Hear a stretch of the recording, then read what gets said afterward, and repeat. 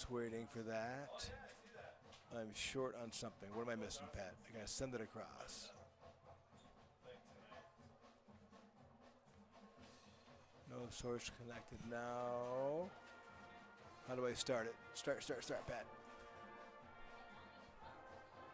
All right, so they're seeing it. Oh, they got the image down in the corner. Test 1, 2, 3. It says I'm there, but I'm not sending this over. How do I send it across?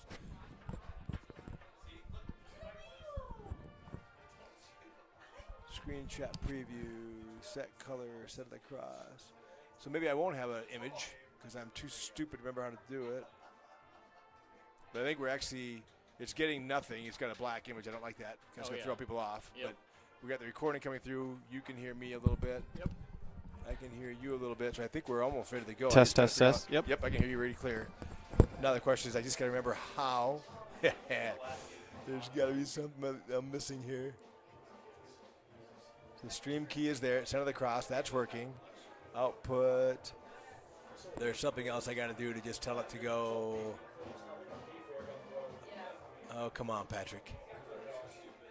Plenty of time. Still got 8 minutes. All right, we're hanging in there.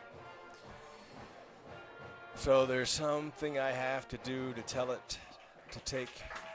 Because I don't know. This is here. I'm not sure it's going to pick us up. If I don't, let me go back to Gmail here. Once you start it, you can't go back and make that change. I think I can, but I'm just not sure it's going to go through. But yeah, we can try it and see. And I should be able to add it in. Yeah, I just got to send it across.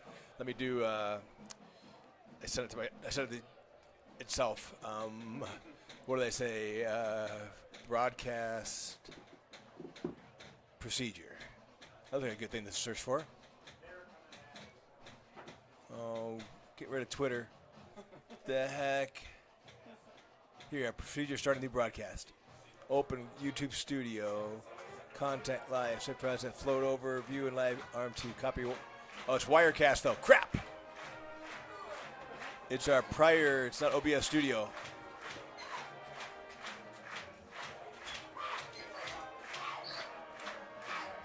So we got plenty of time. OBS. No.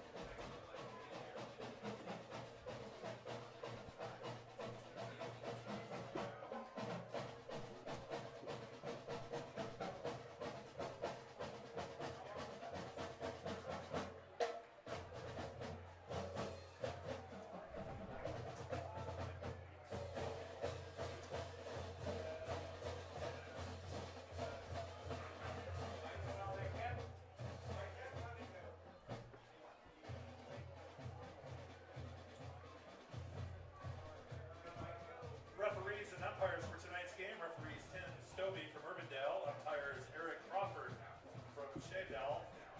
Linesman is Dan Brunt from Ankeny. Line judge is Dylan Dinkla from Waukee. And back judge is Kyle Riley from Bondurant.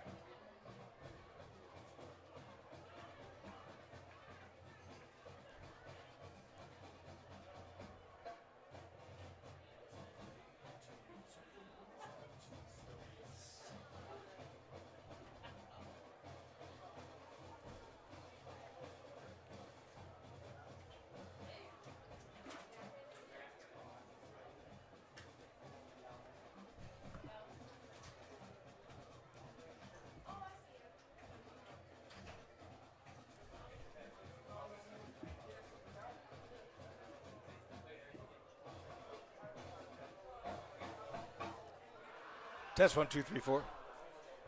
Trying to see if we are on the air or not. I'm not having a lot of confidence in that regard. Testing right now just to see if we have. So if you're out there, 515-450-7512 is my number. Just trying to check and see if we are on the air or not. Testing right now. Says it's waiting right now, upcoming for watching. Here come your Riverhawks! Yeah, the screen's going to be black, so all right, glad to see that. Thanks, Trent. Trent Weigel says we're live on the air here. I'll try to watch the chat at the same time. Sorry about that.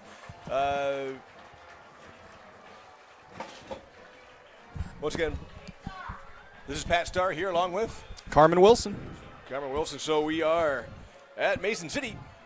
I apologize for the black screen. I'm being kind of brain dead. We'll broadcast for the black screen. Yep. We didn't have a camera anyway, so you might want to bring up, I think they do have a YouTube or a huddle cam in Mason City. Correct. If you're smarter technologically than I am, you might be able to join those two together, our sound and their sound. Yep. Or their video, our sound. Most certainly. And we will try at halftime at least to get the Gilbert emblem up. I was trying that, but I gave up in my Google searching since we're like 3 minutes from game time. Nope. So great night to be here for football. Beautiful night for football here, about 76 miles north of Gilbert. Mason City in their home black uniforms. Gilbert in their road white uniforms just took the field about 2 minutes till kickoff. This will actually be the second meeting between the two schools, with the Redhawks taking a hard two-point victory back in 2013 in the 2020 in the 3A playoffs. We're going to pause for the national anthem.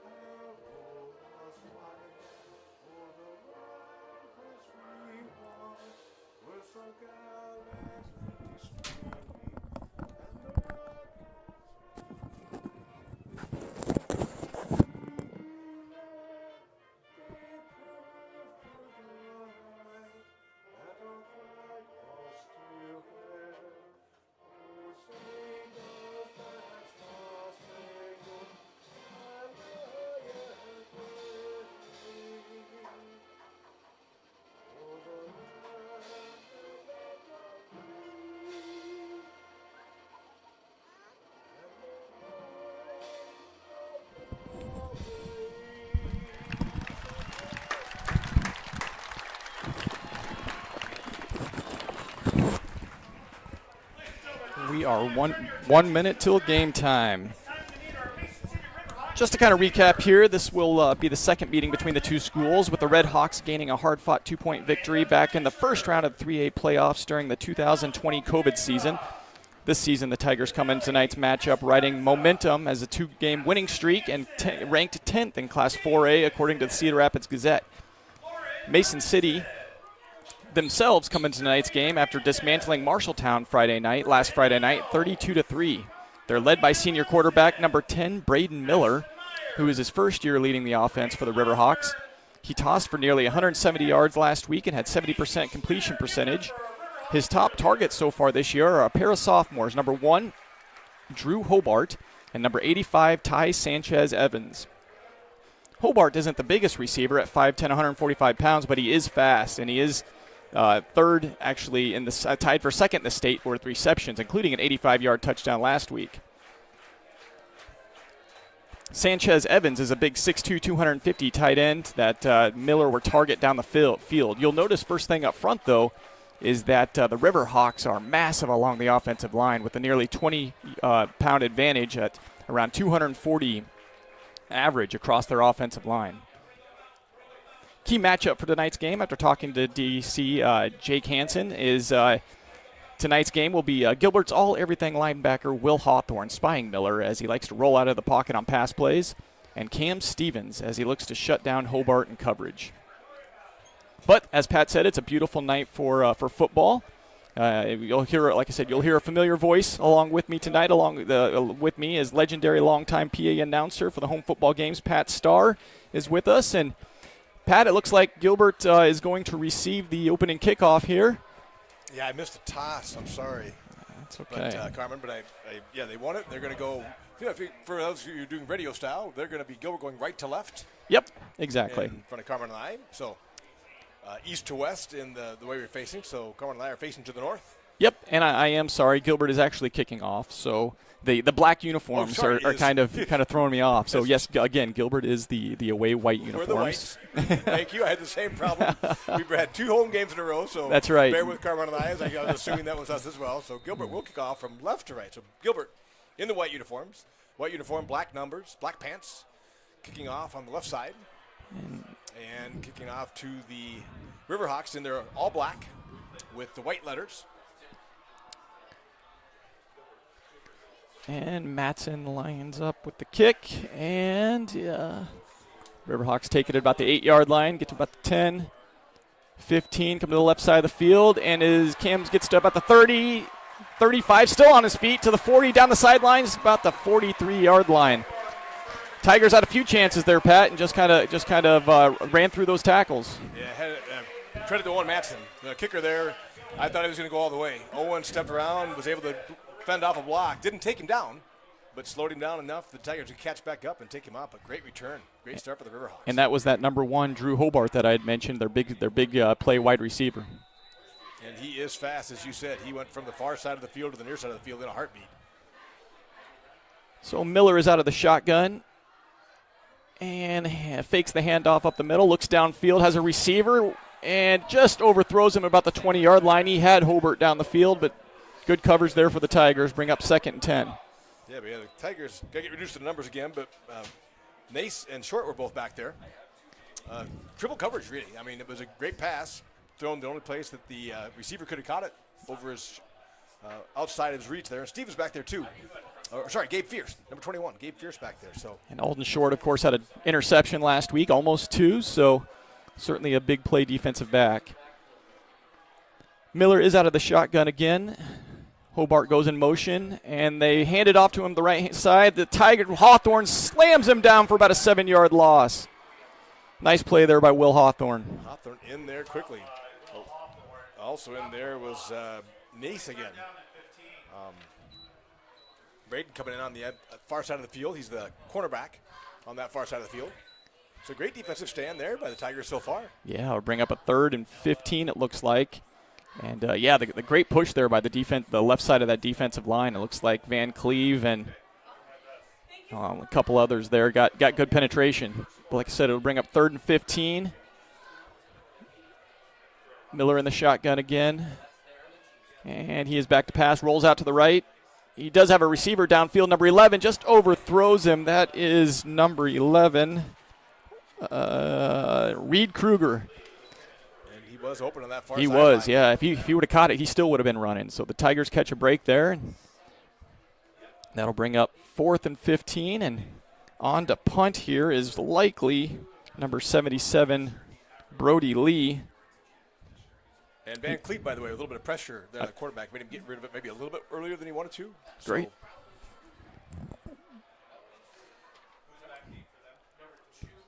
Back for the Tigers is number 2, and he gets it off. Cam Stevens does call fair catch at the 22-yard line. So it'll be 1st and 10 Tigers, the 23-yard line. Great pressure on the punt there. Yeah. Carmen, I thought maybe they get there, but Tigers laid off. They had 5 guys kind of coming through the line there. No made contact with the punter, but sure looks like that might be something they can keep in their back pocket. Yeah, and I know the Tiger staff is wanting to be aggressive in special teams. It's those hidden yards, right, that make a difference in the ball game. So let's see. So Connor Rash will line up under center. Behind him is Tayshawn Gillen. 5'10", 205. And they do hand it off to Tayshawn. He's up the middle. He's at the 20, 35. Keeps pushing to about the 40-yard line. Gain of 16, 17 yards right up the middle. Thought for a moment, Carmen, he almost broke out and was going to the house.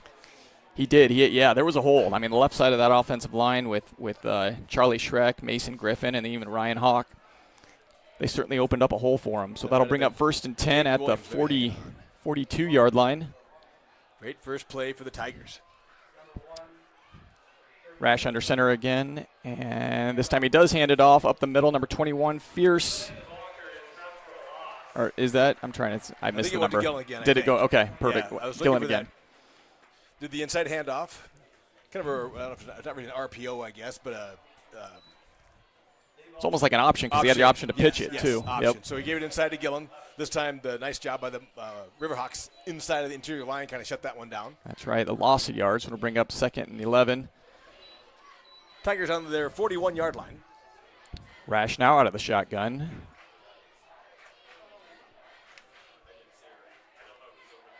And the snap. He takes a direct quarterback draw. It leans forward for about 6.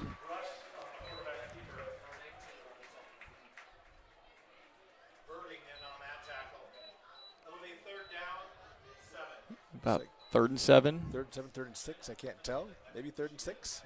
Because we're at the 46-yard line. Ball on the Gilbert 46-yard line. Tigers had trips to the left. They're going trips to the left again. And is that just Hawthorne behind? It is, yep. Rash. Snap. Rash back to pass. He slips and falls. Wet turf goes down. Yeah, might have caught it. Maybe caught a defender's foot. Maybe 33.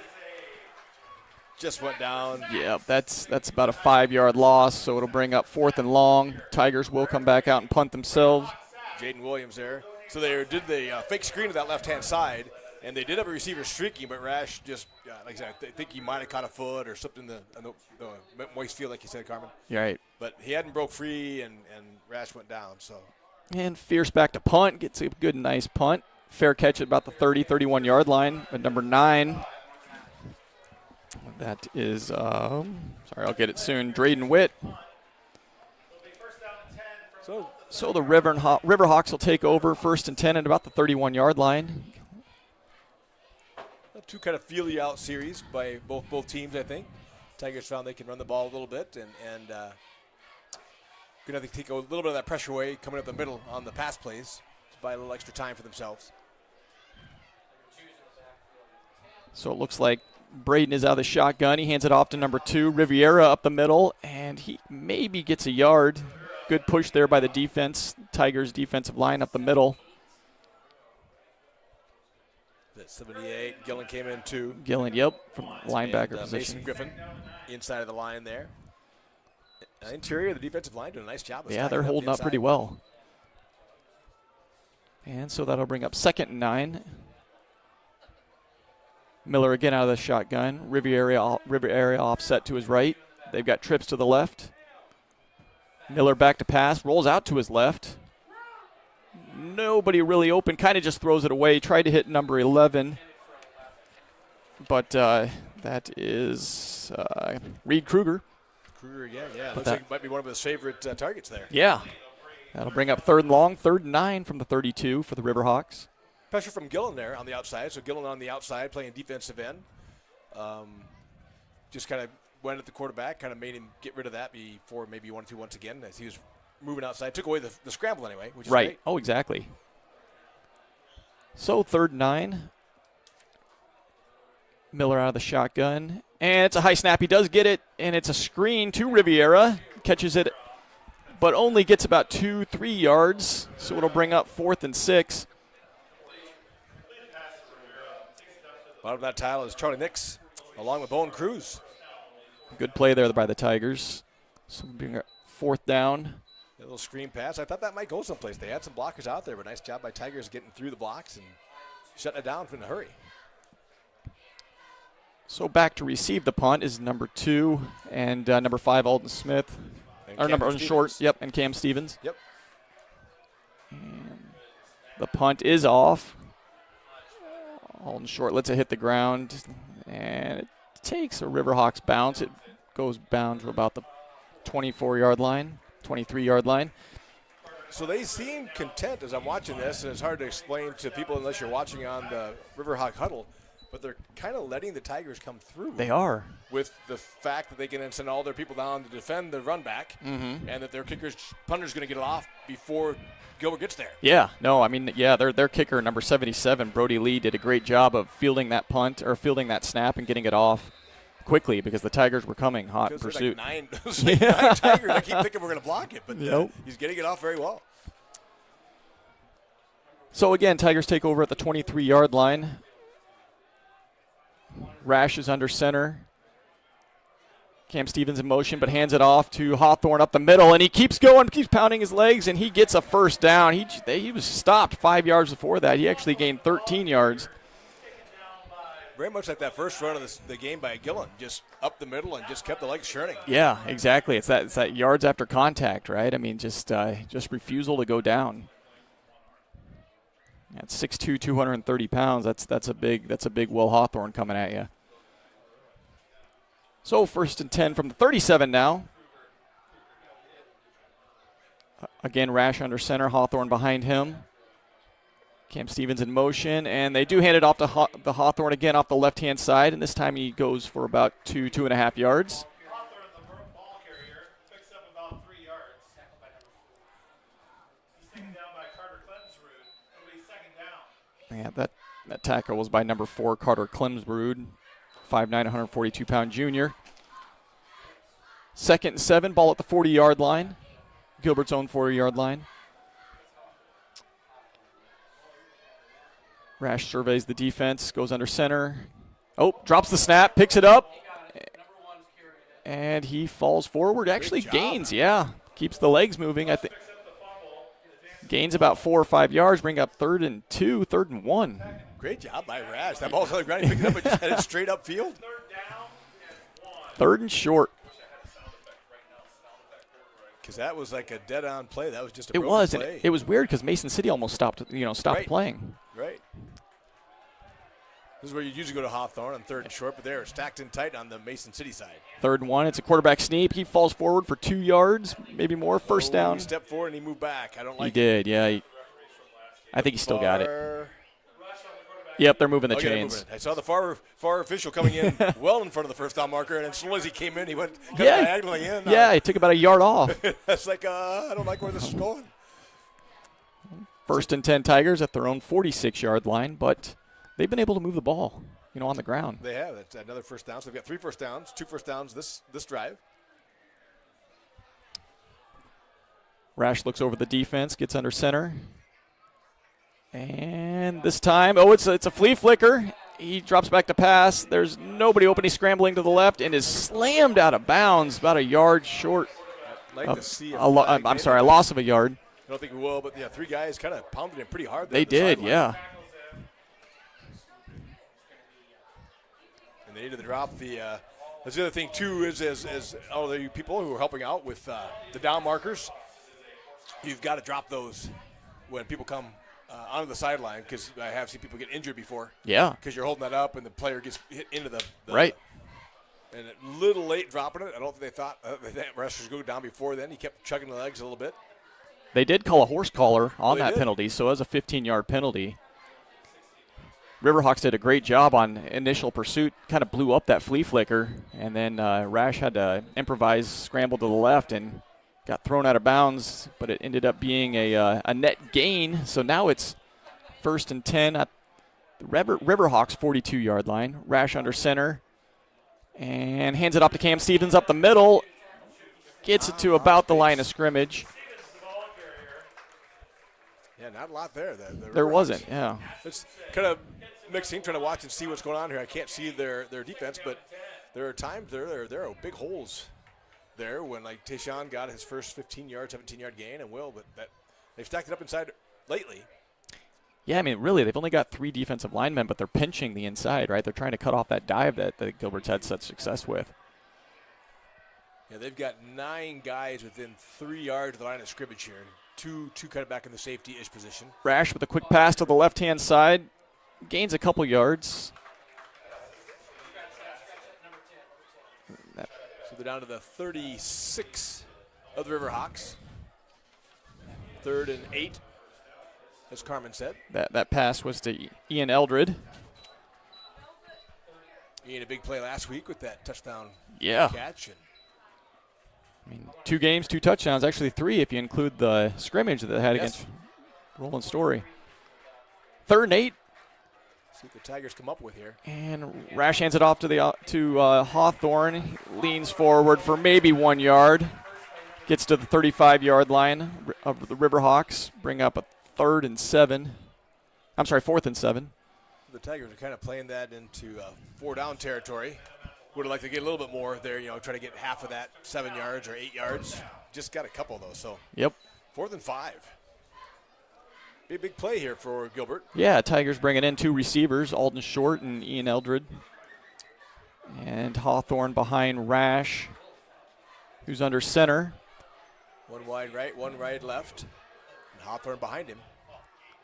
And the Riverhawks jump. They didn't call anything, so they're going to call Gilbert calls a timeout, yep. They did get a jump, but he must not have made contact. The center line, number 53, nose guard jumped across on the hard count.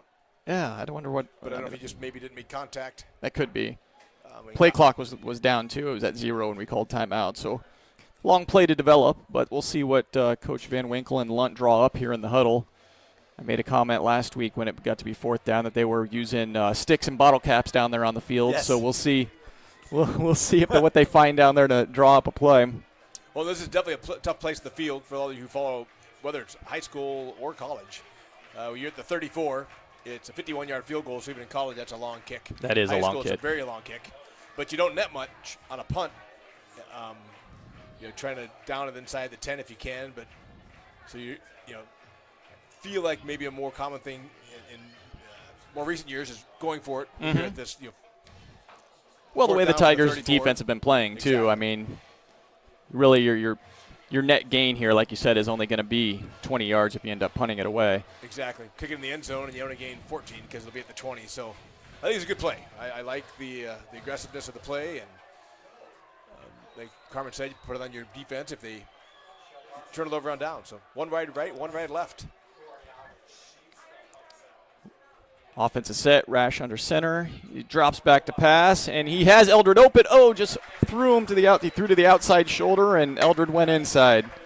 Yeah. The play was there, just a little miscommunication. I think so. Eldred just hooked inside, did a down and a hook inside, and Connor definitely looked like there, like you said, a little miscommunication maybe, because Connor was definitely throwing to his outside shoulder. Riverhawks take over 1st and 10 at their own 34-yard line. 3:20 left to go in the first quarter. Score is 0-0. So we'll see if that gives them a boost. A lot of times you get a turnover on downs. It can give you a little boost on the offensive side. See if the Tigers can keep that from happening here. Miller out of the shotgun and fakes the handoff to Riviera. And threw it to number 85. That is their big tight end, Ty Sanchez-Evans. All the short on the immediate hit, but not before they got 10 yards. 6'2", 250 pounds. That's a big guy to bring down, but they did gain 9 yards.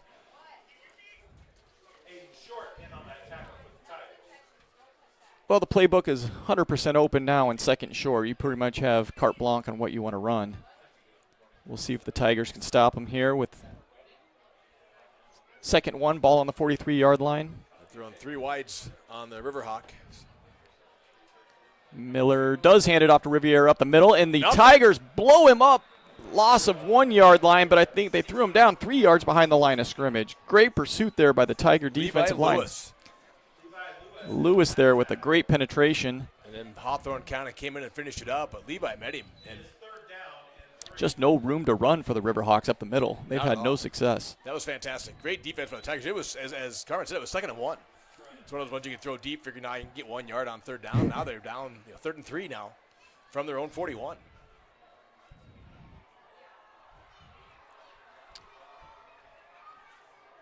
And let's see, Miller gets set, looks to the sideline. There's 4 seconds left on the 2 seconds left on the play clock, and the Riverhawks have to call a timeout.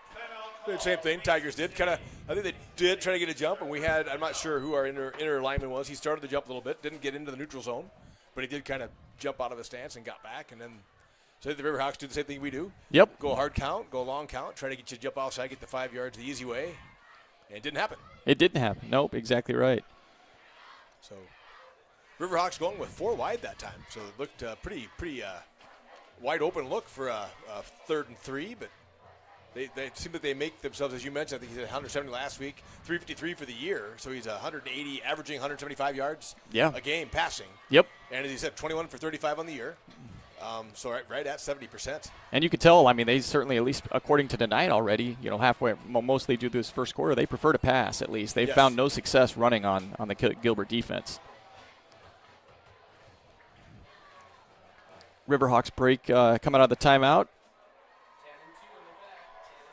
3rd and 3, ball on their own 41-yard line. Minute 52 left to go in the first quarter. Miller does take the snap. It's a low snap. Fumble. Oh, no, he picked it back up. And Hawthorne just misses him. And gang tackled back in the defense. Great pursuit there. Number 75, number 64. Let's see here. 75 has been Hamas. Number 75 for the Tigers, that's Kate Meyer. Am I got the wrong number? And then Charlie Schreck was back there as well.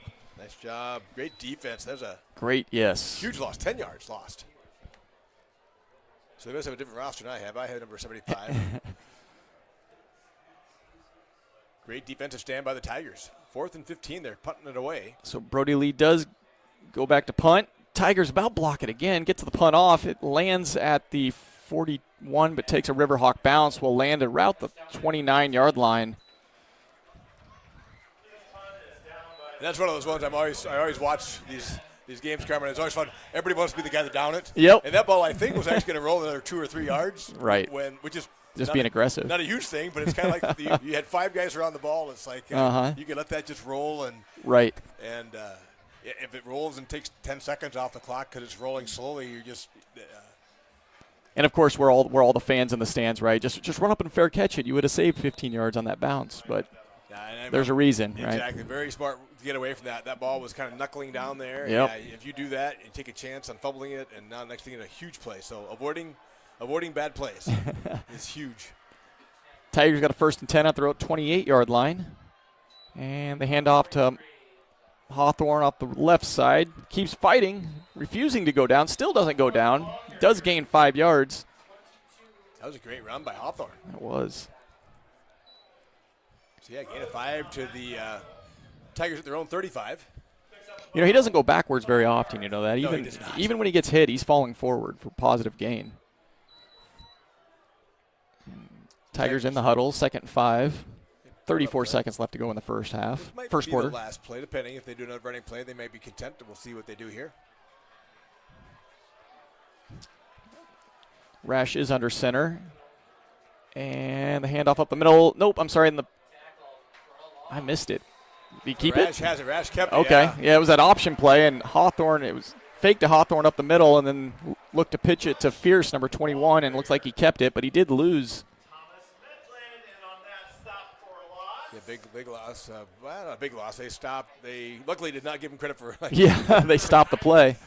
They stopped. He lost about 3 yards, so it'll be, I think, third and 8 about, yeah. But that is the end of the first quarter with the game tied 0-0. Defensive stand so far, but, Tigers have been able to move the ball on offense, just, kind of get tripped up here and again on 3rd and 4th down.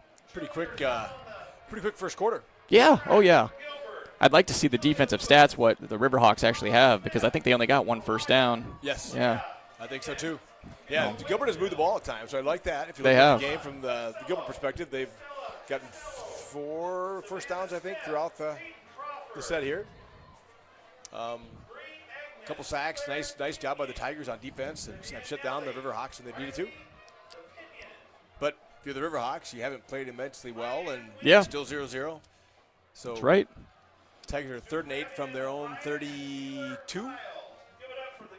And they do switch sides of the field, so Tigers will be going right to left now. Yeah, 3rd and 7, I guess, from the 32. First down is at the 39 of the Tigers, so Gilbert on their half of the field. 0-0, as Carmen said. 0-0 here as we start the second quarter. Tigers are going trips to the left.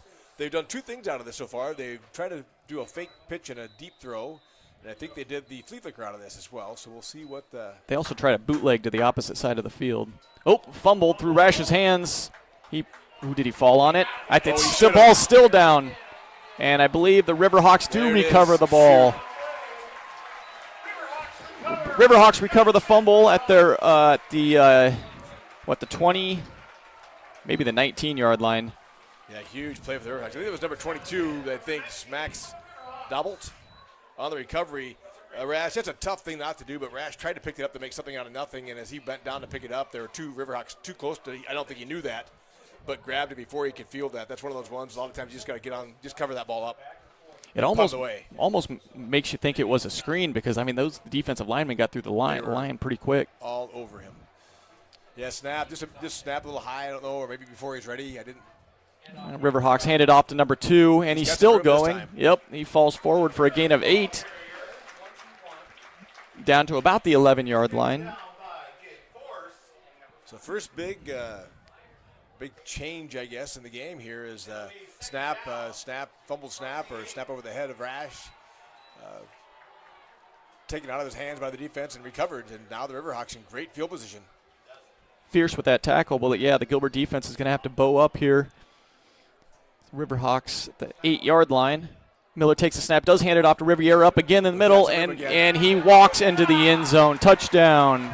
Broke a few tackles on the way there. You know, momentum's a beautiful thing, but it can also be a killer, right? Absolutely. I mean, yeah, anybody who's listened to me broadcast over the years, I've said that too, Carmen. What I love about sports, it can go on your way, and as we talk about that too, for all of you out there, it's like life. Right. Things can go your way a lot of the time, and then they can go wrong. The question is, how do you answer, right?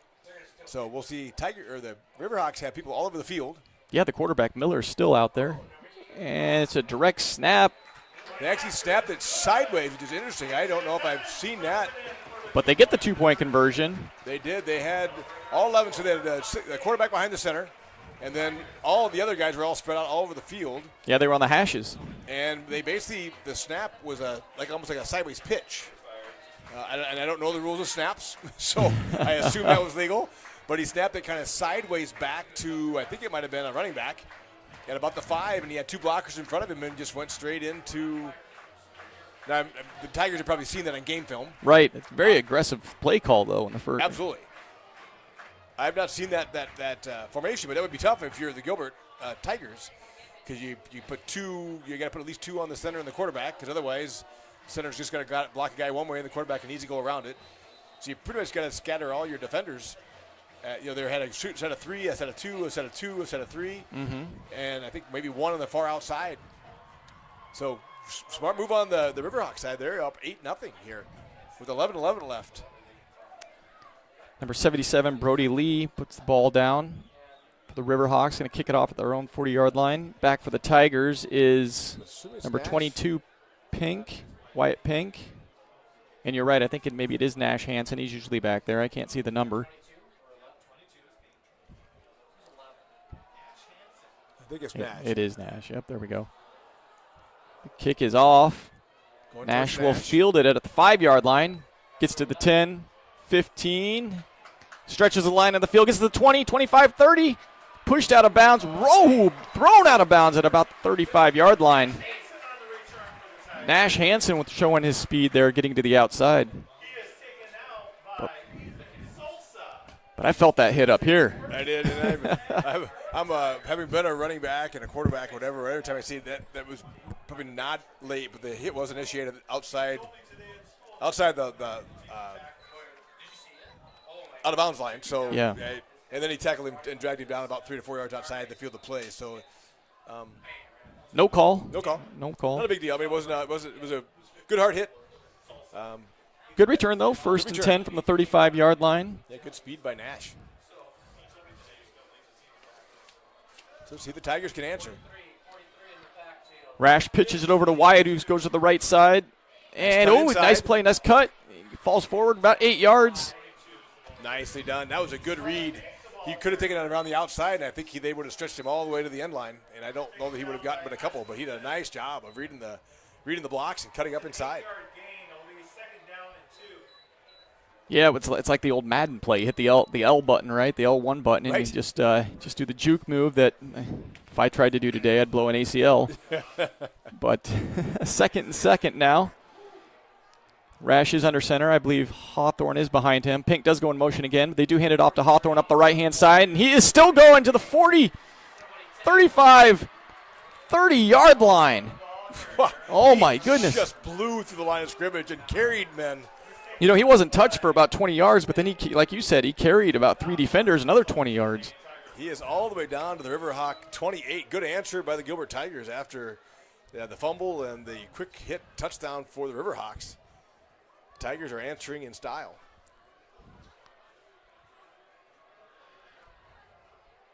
First and 10, ball at the 28. Rash is under center again, and he hands it off to Hawthorne again to the right-hand side, and he's still falling. I mean, he's up for 5, is yeah, he? exactly. See where they go to. I mean, that was a good push by that right side of that offensive line because he was 3 yards deep before anybody ever touched him. Yeah, kudos to the interior of the line. Very well done. He's coming off the field with a well-deserved break to bring in Tayshawn in to relieve him. Second and 4 now, ball on the 23-yard line. Eldridge split wide to the right.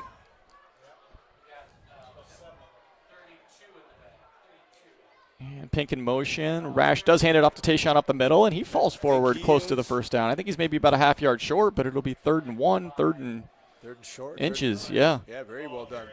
Good run, yeah. Got 4, almost 4, 3. They continue to attack that right side of that, or the left side of that defensive line. Tigers rush to the huddle now. See if they do the quarterback sneak with Rash. They did it a lot. He's under center.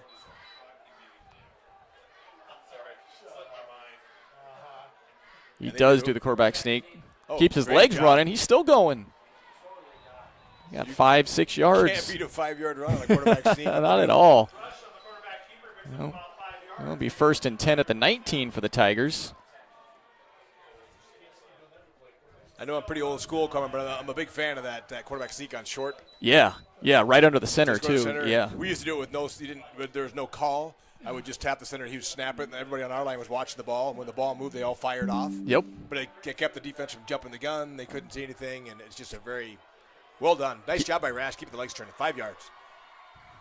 Rash takes the handoff, hands it off to the left-hand side now. Tayshawn is moving, keeps going. He gains 6 yards, 6 more yards. Wow, they are just chunking it up in the center of the line. They are. Looks like left-hand side. Looks like Charlie Schreck. Looks guard Mason Griffin. Good push there. 2nd and 5. Ball on the 14-yard line. 8 minutes and 13 seconds left. It's all the way down to the 9. Okay, perfect. Just about 8 minutes left to go before half.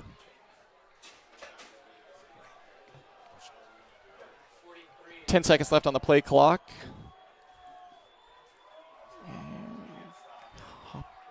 Does hand it off to Hawthorne. He jumps the huddle, keeps going, dives forward for a touchdown.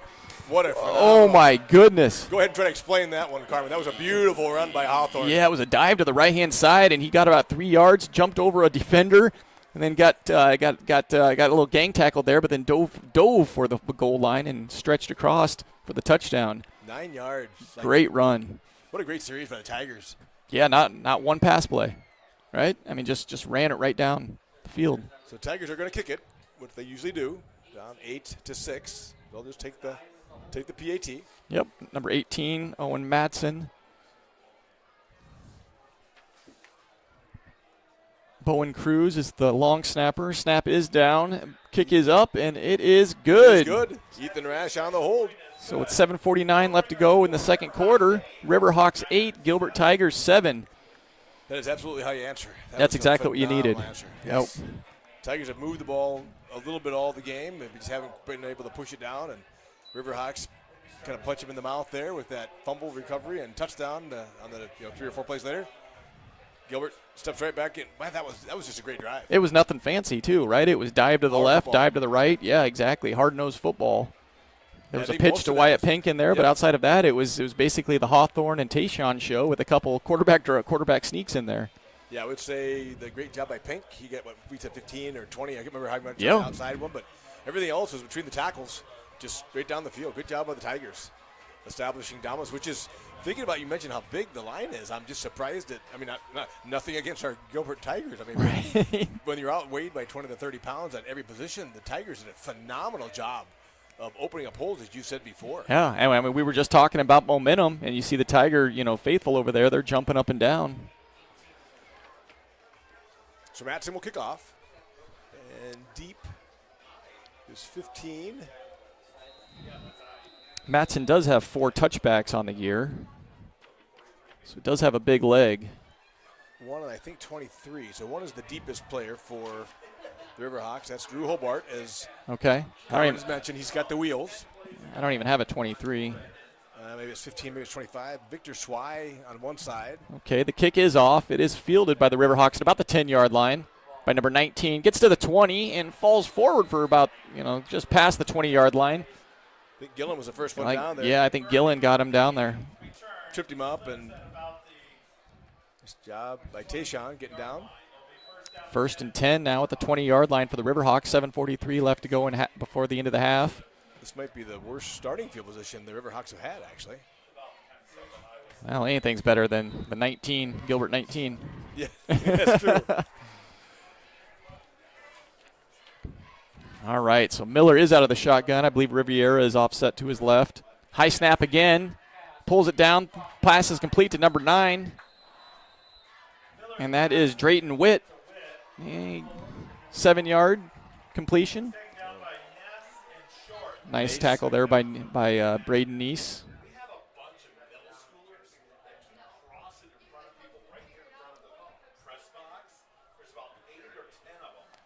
Oh, second short, 2nd and 3. Good pass, but good coverage. Tigers right there. Just a good pass by the Riverhawks.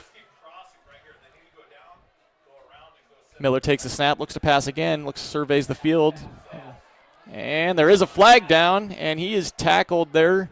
Falls forward for a couple. There's another flag, though. There's a face mask at the end I heard called from the other side. So I'm guessing a holding and a face mask kind of offset each other.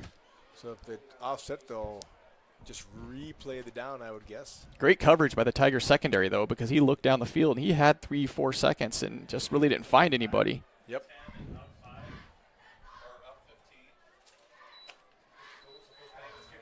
I think they'll offset the penalties. We'll see here. So there's holding on the offensive line and face masks. They offset. Redo. Let's do it again. Shoot. So second down over again. That is too bad because the Tigers had him stopped and had the hold already in their pocket. That was Bowen Cruz. I think that was spying him that actually got first contain on him, so he wouldn't allow him to the outside. Did a nice job of coming up on him, too, because he was looking and he had the idea like he'd start to run. Well, brings up 2nd and 3 again for the Riverhawks. Miller out of the shotgun. Does look for a quick pass to number 1, Hobart, and he does get to about the 40-yard line, gain of about 10 yards, first down. Chased out by Nace. Braden doing a great job of keeping coverage on him, but Hobart is fast. Great little pass to the outside. Braden took him to the sideline and was able to chase him out. Yeah, like I said last week, he had an 85-yard touchdown, which I think is top in the state for 4A is right it? now. Yeah, you can see that right there too. Quick ahead. If Nace doesn't push him where he's at, he's got some room on that far side. And this time it is a handoff to Riviera. He does a counter to the outside. Bowen Cruz does take him down, number 42, but not before a gain of about 4 yards. So now the Riverhawks returning the favor. The offenses were working, but not exactly blowing things around. But Gilbert went right down the field, and now 2nd and 6. Yep. Are moving, seeming to get a little more. They are, yeah. They're using the whole field. I mean, they're spreading the field, going sideline to sideline, which you really got to do if there's a clog up the middle. 2nd and 6, ball on the 41. Miller takes a snap, looks to pass again. Quick hit to number 1 again, and he is thrown down there by that's Nace and Hawthorne, but not before getting a first down. And short all over there. Yeah, they're doing this quick out for those of you watching. Once again, Mason City going left to right on your dial. They're just doing a very quick 5 and out. They are. Our defensive backs are giving them about 10 yards cushion, too. I think maybe they're afraid of the speed as well or don't want to get beat. So Riverhawks have seen that. It's a great play until we stop it. They could just do that most of the way down the field as long as the quarterback stays on the money. Miller drops back to pass again, does fake it, now he's and going deep. He's got him. I think he went out of bounds, but they didn't call it, but he does throw it over his head. Yep, that was definitely So they did the fake out, so smart play, as we were just talking about. They were doing the 5 and out, 5 and out, 5 and out. Yep. They faked that. We kind of came up to cover that, and then the receiver released and went down the field, but overthrown. Good arm. Yeah, no kidding. 2nd and 10, ball at about midfield, 49-yard line. 5:36 left to go before the end of the half. 8-7. Riverhawks. Yep, Just Riverhawks. to remind you of the score if you're joining us late. Miller out of the shotgun, Riviera offset to his left. They do hand it off up the middle, and he gets about 1.5. I don't know if that was Riviera. That was. And bottom of the pile, I think it's 54. Number 14, Gabe Hicks. No, 64, I'm sorry. sorry. Nope, I'm sorry. Number 14, Charlie Schreck. Dane Hansen, I believe, was the ball carrier. Gotcha. Schreck grabbed him first, and Hawthorne came up and delivered a pop at the end there. Short gain. So after the incompletion, 2-yard gain, and it's 3rd and 8 for the Riverhawks from the Tiger 49. And Big just play like here. Yep, just like an all gain, Miller is out of the shotgun. So Tigers pressing a little more. Trying to take away that quick And pass. back to pass. Looks to his left. Pump fakes. There's Got nothing time. downfield. There's a hold. They called it. They did call it, and he just throws it out of bounds. Nowhere to go. Great defense there all around by the secondary. There was nothing downfield. So that's going to be a tough call for the Tigers. It's 3rd, and it'll be 3rd and 8 for the Tiger 49. They got to get to the Tiger 41. Well, there's 2 penalty flags. Uh-oh. I don't like that. We definitely saw maybe intentional grounding, maybe? Yeah, I'm wondering. He was out of the pocket, but I guess I'd. So intentional We'll see. grounding would be loss of down. The whole That would be. Wouldn't be. So if it's intentional grounding, we definitely would take that. Because it'll be 4th down and the penalty. So here comes the call. Looks like both are against the Riverhawks. I don't see the offset looking at us here.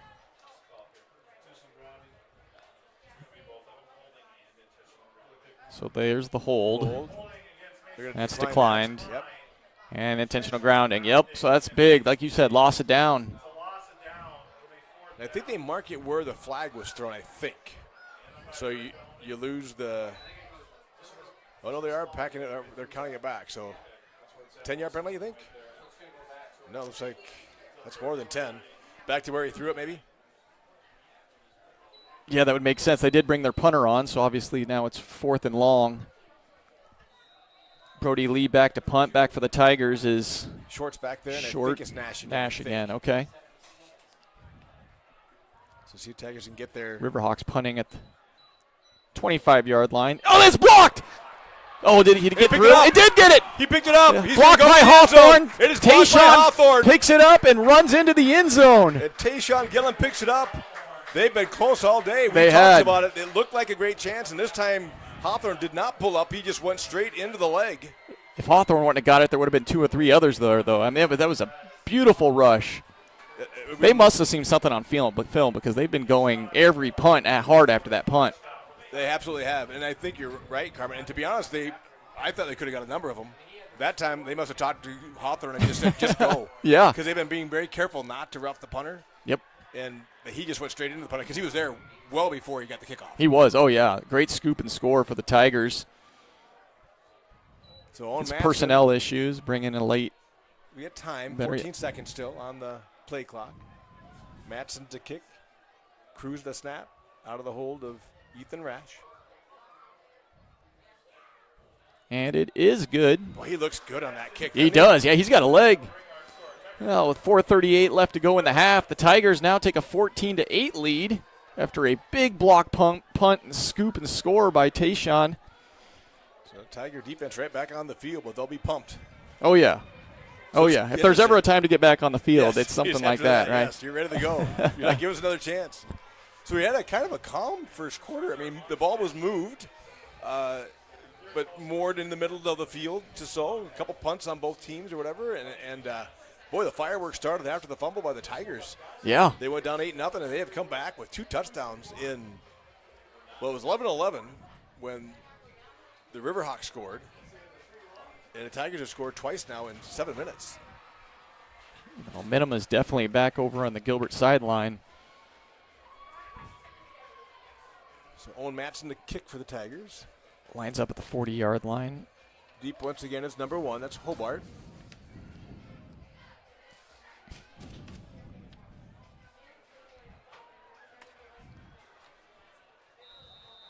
They start the play clock. Tigers break the huddle.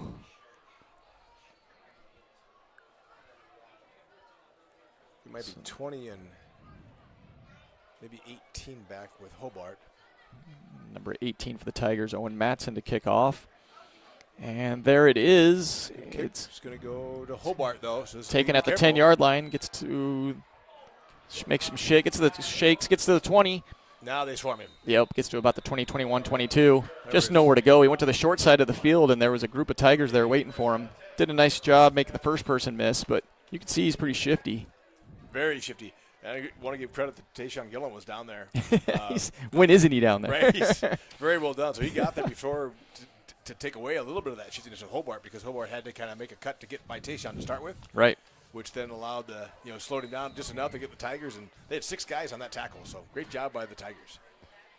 1st and 10, ball at the 21-yard line. 4:31 to go left till halftime. Miller takes the snap, looks right. There's nothing there.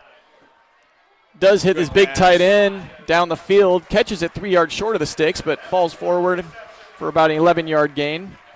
And we saw there what you're talking about having Hawthorne spy. Hawthorne was back, and as he rolled to the left there, away from us, his left, Hawthorne came flying in, but as you said, found the tight end. Nice job, a little high. Good reach by the tight end, pull that down and get the first down yardage.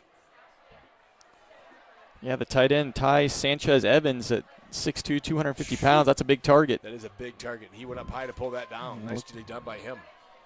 It's a good place by Miller, too. Put it where only he could catch it. And Miller back to pass again. He is hit as soon as he's thrown. Does hit Sanchez-Evans again, but this time for a short gain, about 2 or 3 yards. Is that Nash Hansen, I think, on the tackle?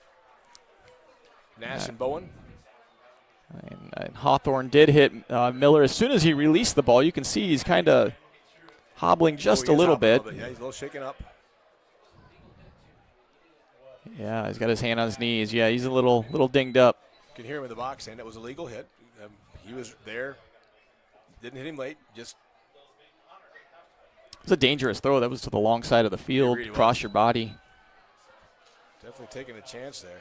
2nd and 8, ball on the 37-yard line of the Riverhawks.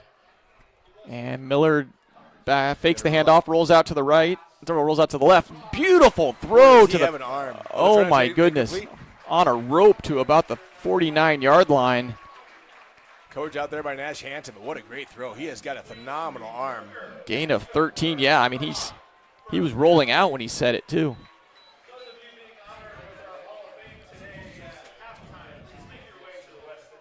Well, that'll bring up 1st and 10 for the Riverhawks at their own 49-yard line. 3:10 left to go in halftime. Again, Gilbert is up 14-8. Miller out of the shotgun. Riviera offset to his left. They do have trips to the right, and they do hand it off to Riviera. He stretches to the right-hand side, and he is tackled down there by Hawthorne. Hawthorne again.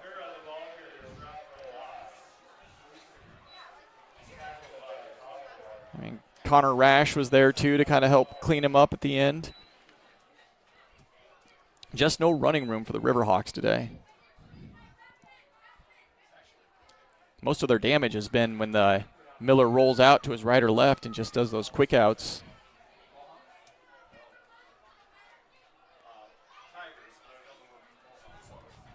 Second and 12 now. Ball on the Riverhawks 47-yard line. This time Riviera is offset to his left again. Was in the right, switched to the left. Faked the handoff up the middle. And now Miller scrambling to the right, and he is knocked out of bounds, but not before getting. Well, he stayed in. He did stay in bounds. Looked like Braden Ace with the tackle. I'm not sure that was a good idea on his part. There's only 2 minutes left, and they're at midfield. Levi Lewis out there too, giving chase. 3rd and 5. Now on the Tigers' 47-yard line. Clock is running, as Pat said, about a minute 57, 56 left to go in half. Both teams do have 2 timeouts left. 3 wide to the left and 1 wide right. So see what they come up with here. Come on, Tigers. Yep, and Tayshawn did. Jump. Yep, Tayshawn jumped the hard count. Smart move. So I think that'll be it'll be really close. I think there's enough for the first down. I think he will get it. And it looks like he's right at the chains. Let's see if they move it. Or they just need to move it. Nope, they're moving. moving. Give it to him, yeah. Oh, one of them. There they go. Now they're moving it. Makes sense. It's one of those ones where you can see the nose of the football is on the yard line.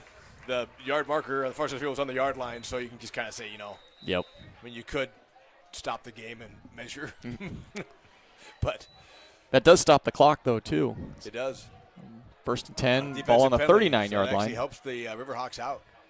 Miller takes a snap, drops back to pass. And Tayshawn, he's kind of falling down, but, yeah, he sacks him for a 7-yard loss. Tayshawn Gillen like he was shot out of a cannon. He did. And Riverhawks take their second timeout. Minute 28 left to go before halftime. But, yeah, I mean, I don't even know if he was touched. And if he was, then he certainly evaded it quickly. My eyes aren't fast enough to see where Tayshawn came from, but I don't know who he beat. But he was 10-yard loss. He was in. If he was touched, I don't know. I mean, if that was a 100-meter sprint, he just came out of the blocks like a cannon, and he was there. Quarterback turned around, and there he was. So, great job by Tayshawn. Yeah, the Riverhawks really have no answer for him. I mean, anytime he wants to get in the backfield, I mean, he's blowing up their punt coverage. I mean, yes, he's just down the field. Great job by them. And once again, you mentioned before, so I want to just give a call-out to the inside of that Tiger line. We've got, 52, Easton Van Cleve. We've got 75. I think it's Ben Hammis.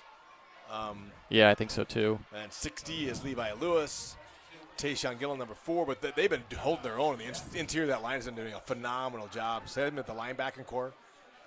Brings up a 2nd and 20. Now ball at the 49-yard line of the Riverhawks.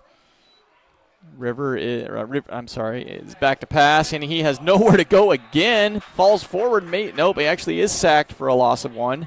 So Hawthorne came from the right side. You can see him coming on the line. I think it was it Levi that got him, or it was, yeah. Lewis got him. Hawthorne's the one who chased him into Levi's arms. Quarterback running from his life to get away from Hawthorne, and Lewis, nice job of breaking on the left-hand side as well. Now it's 3rd and forever, and I'm surprised that the Tigers don't take a timeout here. To make them forcing the punt to us, because right now the Riverhawks are content to run this out. Yeah, there's still 13 seconds left on the play clock. seconds left. We'll bring it down to about 40 seconds before they even have to snap this. Yep, they're going to do, and my guess is they're going to run it. I would think they were not even going to bother passing, to be honest, Carmen. Just keep the clock running. Oh, they are going to pass. And maybe they jumped. Yep. Man. The clock kept running. Well, interesting enough. The Riverhawks are kind of going backwards here. Loss of another 5 yards on that penalty. Penalty flag went down and took another 3 or 4 seconds to stop the Tigers seem content. They're not. Yeah, they certainly got their defensive backs well back and prevent defense. The clock should be going right now. On an offensive penalty, you 38 seconds left. Miller does drop back to pass on 3rd and long. Rolls out to his left. Hits his receiver, number 1, Hobart. Falls to his knees to catch it, though, and he's well short of the sticks. I mean, there was really only a gain of 8. Gilbert called him out this time. They stopped the clock. It's 4th down. Yep, there we go. Gilbert uses their 2nd timeout. Because it'll be 4th and 20. Or 4th and 20. So the Tigers will at least make them punt. Yeah. 30 had success, left. Last time, blocking the punt, had a good return earlier in the game. Yeah, so it'll be ball is only at the 49-yard lines of the Riverhawks. 30 seconds left to go in half. Yeah, it'll be interesting to see if the Tigers do send the house again. 30 seconds left. If you did get a roughing call, that would move changes the Riverhawks things. up to 15. That would move to 35, but still only 30 seconds left. So we'll see if Gilbert decides to set up a return or they decide to go after it once more. They got a number of guys back. Almost like they're setting up a return now. They have three deep right now. They do. They have number 21, Gabe Fierce, number 11, Nash Hansen, and number 2, Cam Stevens. Now Fierce is coming forward again, so we'll see. Yep. Riverhawks have their standard punter back there again. We'll see they how do. Number 77, Brody Lee, is back to punt. Tigers have a host of guys on the line, so we'll see. Oh, and they moved again. Boy, they're having a tough go. I'd hate to be in their locker room at halftime. Well, move them back 5 more yards. So still 30.2 seconds left here in the first half. Yeah, now we only have, they bring Alden Short back along with Nash to recover the punt. And now a timeout by Mason City. They do, yeah. Interesting. They have 14 seconds left still. 3rd and final timeout. Well, son, it's there's all kind of things going through my head here, Carmen.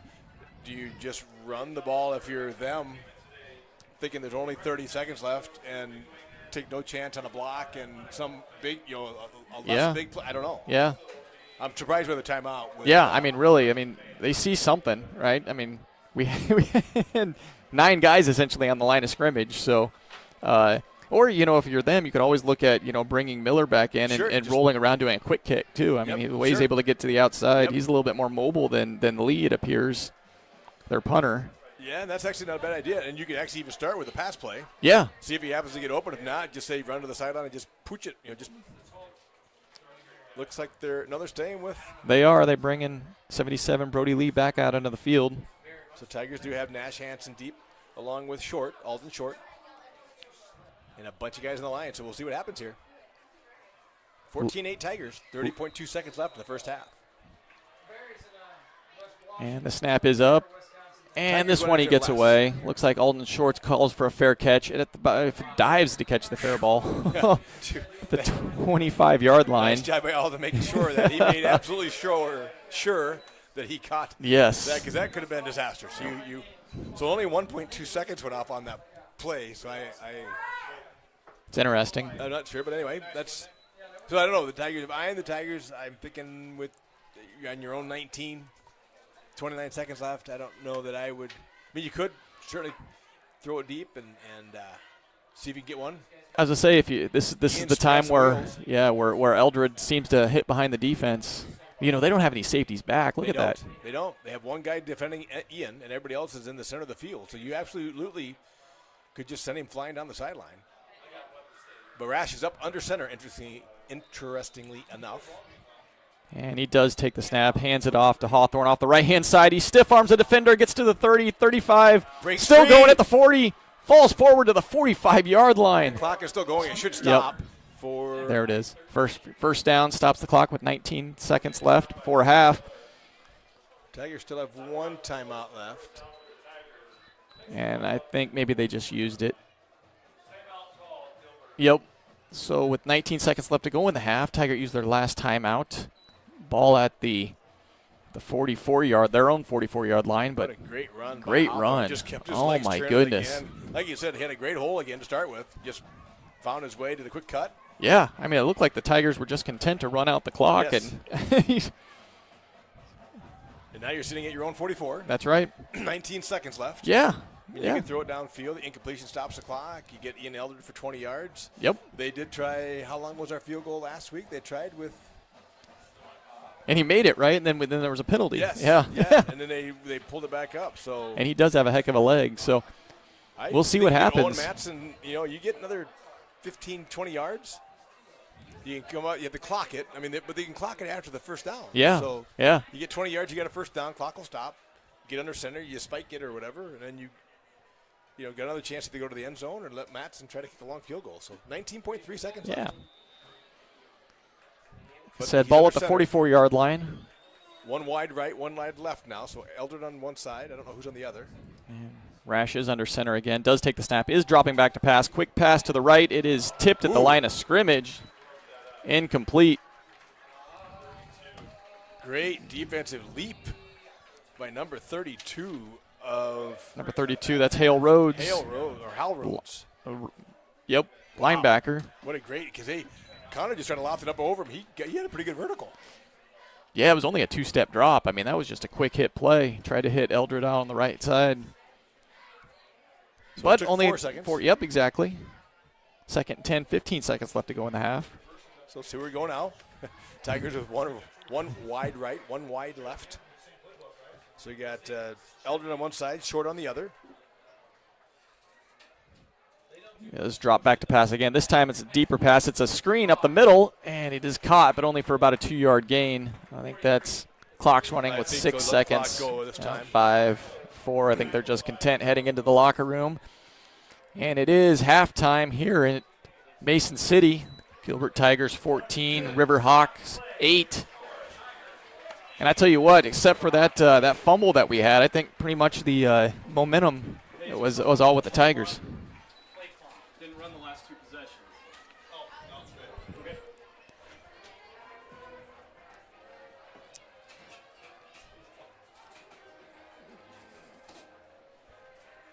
But yes, all the momentum was on the Gilbert side the entire time. And we'll get the halftime stats if we can, but I would have to think outside of that short drive that Mason City had of 19 yards, I mean, that first half was dominated by the Gilbert Tigers, just diving up the middle, quick pitch to the outside using their speed, and then block punt was certainly a game changer, scoop and score. Blocked by Hawthorne, scooped by Tayshawn Gillen, and we are at halftime here in Mason City with the Tigers leading 14-8. As the Mason City band is set to take the field. And I think there were some clock issues they're going to try and fix here before the second half, but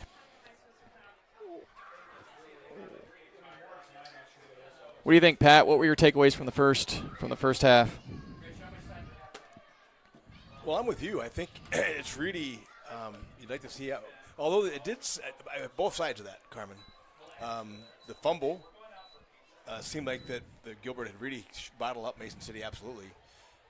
And Gilbert had moved the ball but hadn't scored. It's almost like it kind of woke him up. So I'm torn thinking that we could be up 14-0 if we hadn't had the fumble. Yeah. Because we gave them a very short field, right? The fumble they took over, I think you said in the 21 or the 19. Right. And, 3 or 4 plays later, they just went right down the field, ran in the ball, and scored. Yeah. But boy, the next series, we just came out like someone lit a fire under us. Yeah, it started with that return, right, to the outside, and then a big hole up the middle. It was 2 big chunk plays, which kind of opened things up, and Tigers just took advantage of the momentum that was given to them, went right down the field, scored that touchdown, and then great defensive stop again, led to the block punt, and that's where we're at. Yeah, so certainly Gilbert has moved the ball well. I'm going to see, as Carmen said, if I can get some stats maybe from the sideline here. Not sure I can do that, but we'll give it a shot. Yeah, so very, very well done, and we talked about that too, which is what I love. Good evening, ladies and gentlemen. It's time now to introduce you So I'm checking if I can get some stats here. Sorry, trying to text at the same time, but it's one of the reasons I love. I've talked about this before, that I love athletics so much. I don't care if it's cross country. I don't care if it's football. I don't care if it's volleyball, basketball. You name it. It's it's kind of a metaphor for life. Yeah. Sometimes the officials aren't you get a bad call or a rough call. Nothing against the officials. It's hard to make every call perfectly, and life does that to you too, right? Mm-hmm. I talk about that. You get a sickness diagnosis or something goes wrong at work or whatever, and it's not really your fault, but how do you respond? Yeah, 100%. And even the hidden yards in that first half, the penalties were pretty much one-sided. I think the one penalty that Gilbert did have, the others were offsetting, right? Right. So I'm certainly winning those hidden yards as well. We are getting some stats. That hidden yard too, by the way. So Tayshawn Gillen, not. I'm going to make this positive, but he had the jump when he jumped offside. And they got the first down. Very next play, Tayshawn blows through the line like a cannon. Right. In a 10-yard sack. Yes. It was changed that possession. Mm-hmm. Because it looked like, oh, wow, we got our first down. We're going to go down the field. And Tayshawn absolutely took what it could have been a negative. Yeah. And absolutely turned that thing into a positive. Life's not always like that. Yeah. But Tayshawn did it in one play. Right. Oh, yeah, because they had the momentum. The play right before that, Miller had that rope to the sideline for 15 yards, and, they were driving, and they were up the line of scrimmage, and that play certainly changed the trajectory of that first half. It did. They stopped. The drive ended right there, and Gilbert got it back and went down the field a little bit there. So. And it looks like Gilbert did rush 19 times in the first half for 126 yards, which certainly was what it felt like after watching it. This is kind of fun, by the way. Barry Alvarez, for those of you who follow college football, is being inducted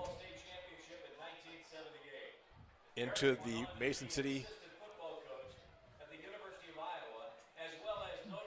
Barry Alvarez, of course, was hired by Hayden Fry from Mason City High School.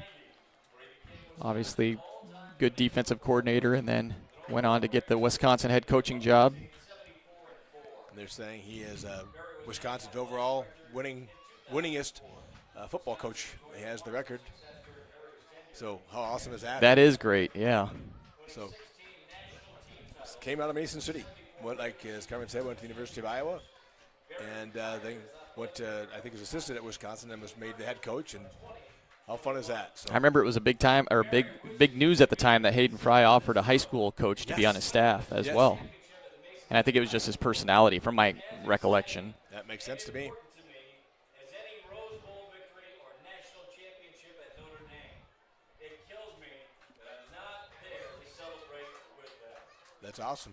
And a quote from Alvarez just saying that everything here at the high school level is just as important as his championship at Notre Dame. On the track with us down below, Very cool. let us Get some stats here. We do, yeah. So, like I said, the team rushed for 19 times for 126 yards. Will Hawthorne had 88 yards rushing and a touchdown. Tayshawn Gillen, 20 hard yards rushing. God, it must have been just on that one play. And then a 20-yard blocked punt return that led to the second Tigers score. Connor Rash, 2 for 4 passing for 4 yards. You know, not much opportunities there. Bo Cruz had 6 tackles. And then we had 3 sacks. 4 sacks. Tayshawn, Will, Levi, and Ben all with a sack in the first half. So definitely a great first half for the Tigers. Like I mentioned, up 14-8 at halftime, 15 minutes before the second half is set to begin. And it's Hall of Fame weekend, it appears, because they're announcing all their Hall of Fame class. the mile relay team, which won state championships in both 1924 and 25. He also was state champion in the 440 his senior year. George went on to run track at the University of Iowa.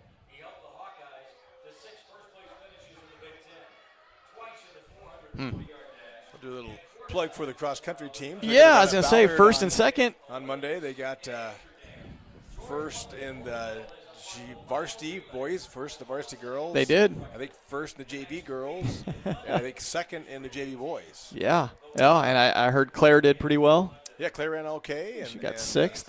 Did okay, and boy, they had a lot of the Callie and Emmy, and a lot of the freshmen stepped up, did a great job, and Danielson stepped up as well. So they just Blake and Countman and Grand Jeanette, and yeah, they're just a great race. I think the entire way through. The boys did phenomenal. 2 freshmen once again, first and second. Logan Blake, Jacob Tallman. Tallman, yeah, exactly. Such a great. It's a great program, really program. well run. Coaches Coach are Thomas amazing. and Coach Coutman, and they just do a great job. And Stout, Barbier, and I mean, but yeah, they do great programs. They're known for it. Oh yeah, They're known for it throughout the state.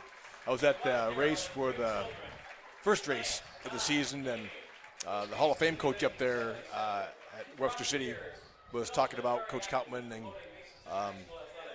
Coach Thomas, and just how great the programs are that they run. So that was kind of cool to have this kind of, I think he was for 30-some years and won championships there, and whatever, was talking about the family that Coach Thomas and Coach Coutman have created, and a lot of fun. So yeah, well, the continuity and everything. I mean, the pre-camp where they all kind of go off together. I mean, that continuity is team building.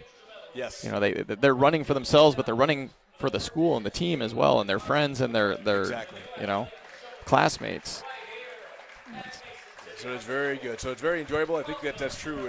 And when you get bigger than yourself, you know, I think that you can do amazing things when you're you know, especially inside of a team. So yeah. And I feel like the Tigers are doing that myself, just watching the Gilbert Tiger football team as well. Right. And Coach Lunt does a great job of creating that atmosphere, I think. New volleyball coach Mackenzie Bloom is doing well too. And got an exciting team this year. Yeah, they've won a lot of they have, yeah, they have. Matches, so they're doing very, very well. It's exciting to watch. I think I've spent a couple $100 going to all these volleyball games already this year. Just need to get that athletic pass. Exactly. Got to get it ahead of time. So, but it's a fun time to watch, you know, Gilbert athletics, and you know, AD Ian Smith does a great job at taking care of, you know, all the coaches and making sure they're happy, and you know, the Booster Club does a great job of, you know, making sure that our coaches, you know, get the equipment that they do need, right? Just, you know, I don't believe there's anything ever that the coaches have asked for that the Booster Club has ever said no to, right? And that's a big support, and thank you to all of you out there, various levels of membership over the years.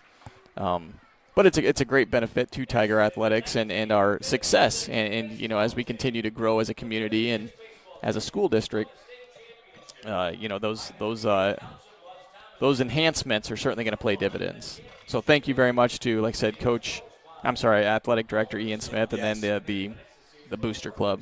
Yeah, I'd be very remiss. Thank you for doing that. Ian Smith has been just a phenomenal. He and his family have been just a great addition to the community, and we are so blessed to have them.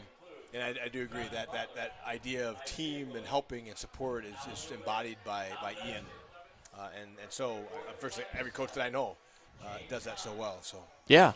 I mean, just thinking outside the box, too, of like bringing in a dietitian, right? Yes. I mean, they brought in a dietitian this year, and the booster clubs are helping to support that as well. But, mind and nutrition, right? I mean, they certainly go hand in hand. If you're an athlete, you need to eat right, you need to get proper sleep, and having somebody that has the wherewithal to instruct these kids on what they need to do and instruct the parents, too, right? Absolutely.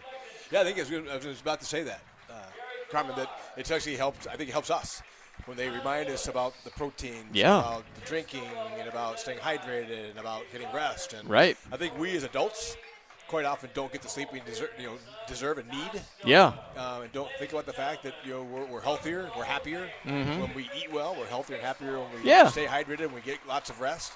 So it's a good reminder. Thanks to Ellen, just has done a phenomenal job. Yeah, it's no longer, steak and eggs like when we were young, right? Where you wake up and this dad throws on a steak and said, "Here you go, here's your protein." Yes. I mean, well, I still eat steak and eggs, so. But it's true. There's a lot to it, right? And certainly, I think one of the unspoken things I think in our culture is sleep. I think that we've gotten so used to our phones and stuff that. And I did a sleep study the other day, and it was interesting. Some of the questions are, can you fall asleep reading a book? And it was like, absolutely. Yeah. Can you fall asleep watching TV? I'm like, well, no. Right. Because it's amazing how that is. It kind of sucks you in. Yep. And I truly can. If you throw a movie in front of me, I don't care. Like what movie? I will watch it. Yeah. Until I get it. But I think that's a good reminder for us to say, Pat, turn the movie off, go get some sleep. Right. And there's so much misinformation out there. I mean, you can have your phone and you can look at any website and it can tell you, 5 different websites will tell you 5 different things. Yes. So just having someone that, certainly is a professional in that field and making sure everybody's on the same page and following the same plan has been very big. Absolutely. And the cool thing to me, too, is she went through it. She lived it herself as a phenomenal athlete in high school. I think she had, 13 records or something like that, or 13 state wins or whatever. Some phenomenal number. Yeah. And then going out to college and struggling a bit with nutrition and working out and stuff. So that she's there and has been there and can identify with the athletes and how nutrition can affect your mental health too, Yes. right? I mean, just eating the right foods, certainly going to put you in a better place of mind and feel better as well. 100%. And I do want to take your plug to the athletic boosters, the fine arts boosters, all of you out there. So we couldn't be here. Carmen and I could be doing this without you guys. We got here in front of me a nice new little laptop. Looks beautiful. Came out of the athletic boosters because we've been using one that we've been using. I think it was like 7 or 8 years old. Oh my goodness.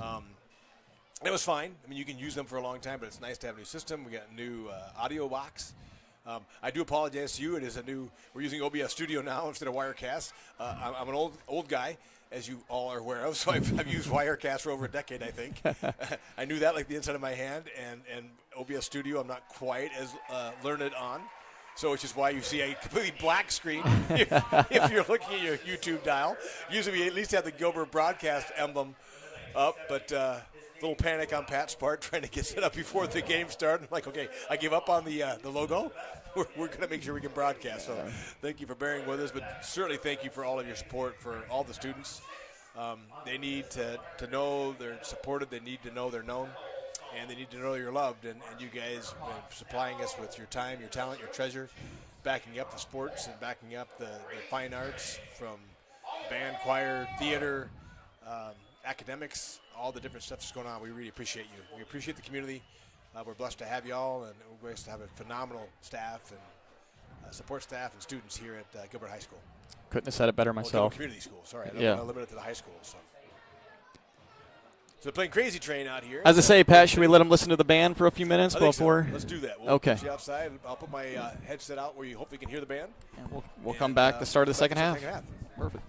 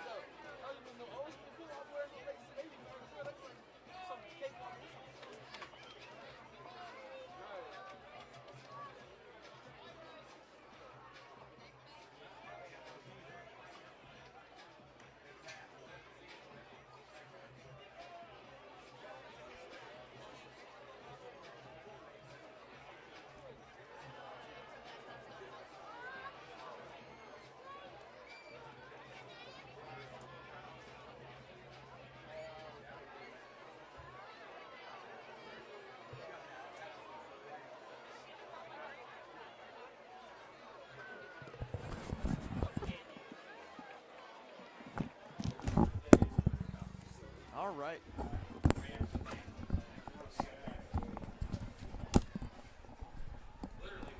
So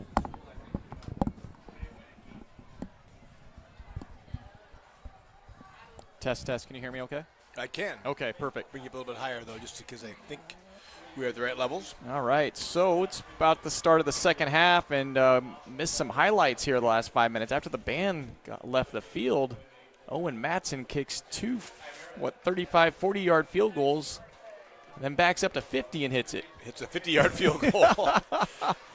We got ourselves a kicker. We got a kicker. He was just drilling them. So looking good. So 14-8 here at the half. Yeah. Gilbert up over the Riverhawks.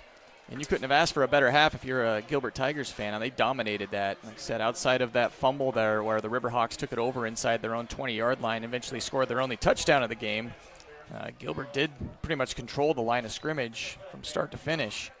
And this is a great opportunity for them. They'll get the second half kickoff. They are going left to right on your YouTube dial.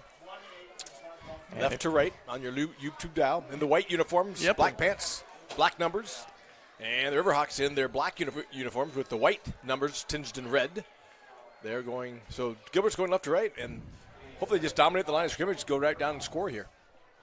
Number 77, Brody Lee, set to kick off for the Riverhawks, and back for the Tigers, I believe, is Nash Hansen, and I'm guessing that's Cam Stevens. I can't see. Yes, I can't see either. Could be Wyatt Pink, but Maybe white pink. I think you're right.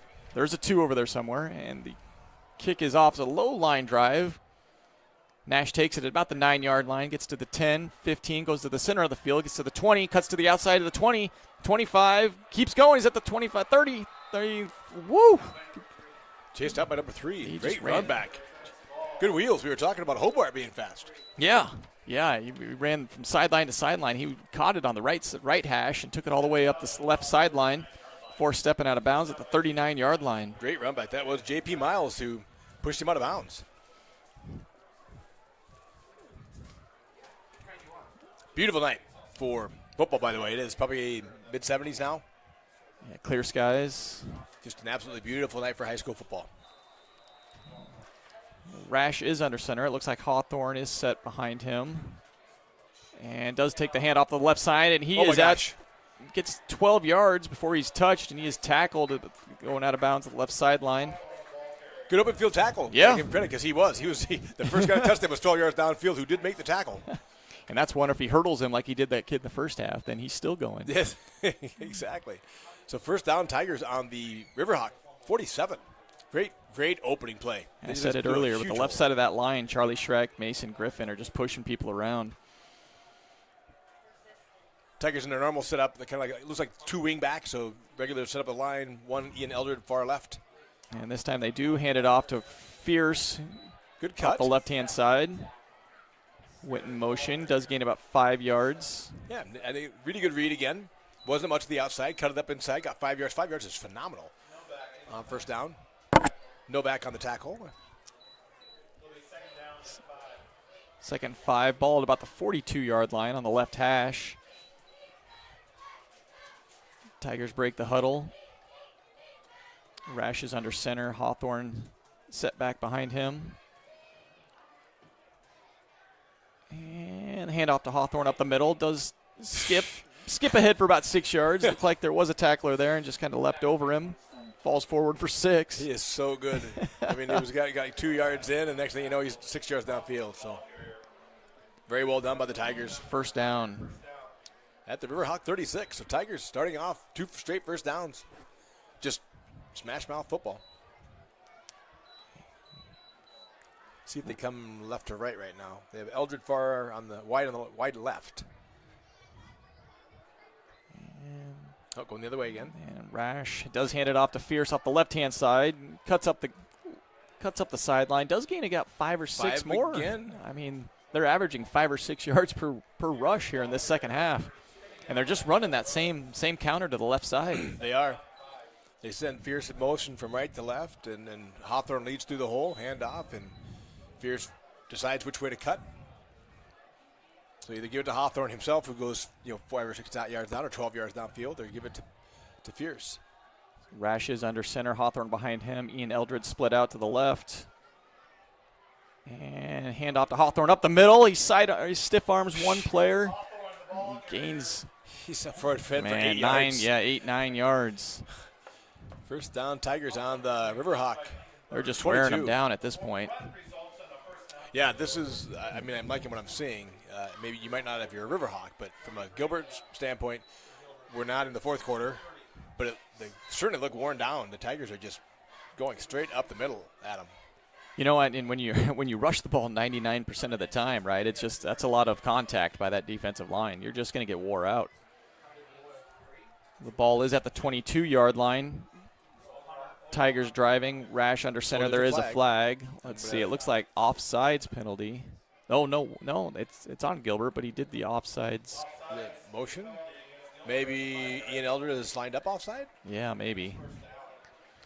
That's so too that'll bad. push them back 5 yards. Yeah, that is too bad because they had all the Great momentum drive. and they were driving. Yes, absolutely. See, they can let that not stop them, but 1st and 15 is tough. All right, here we go. Ball's at the 27-yard line. Got 2 Riverhawks run off, but one's running back on because only one guy came in.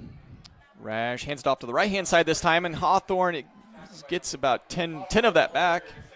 So fast. Yeah, he was 7 or 8 yards before he even got touched. Just kind of fell forward. Yes, it looks like it was a gain of maybe 9, maybe 10. I can't say it. Yeah, Second bring and a 5. second They're giving him 5, 10. so we'll give him 10, yeah. But that was just a quick hitter. I mean, he was like shot out of the cannon again, like we talked about Tayshawn Gillen in the first half on the quarterback sack. Hawthorne got it, was 10 yards downfield in a heartbeat. Yeah, ran to the right-hand side this time instead of the left, and I think maybe just caught him off guard. Second 5, ball at the 17 now for the Tigers. Rash under center. Fierce in motion, but they do hand it off to Hawthorne on the left-hand side. This time they stop him after a gain of 2. Bring up a 3rd and short, 3rd and 3. So I would guess once again, well, you got Matson who can kick the heck, and the Tigers are only ahead by 6. So if they don't get this, you might bring Matson in and get, try for the field goal. Yeah, get it a two-score game. Get a 2-score game, and so we'll see. Hopefully they just get the first down. So 3rd and 3, we'll call it. Standard setup. They got actually short wide left. They do. All right. Rash takes a snap. He pitches to the left-hand side to Hawthorne. Jukes some 2 Great defenders. cutback. I think Yeah, he got it. he did. He gained it by a couple of yards. Gained 5 yards on 3rd and 3. Great Gets cut. 5. First down, Tigers. He set that foot and just cut upfield.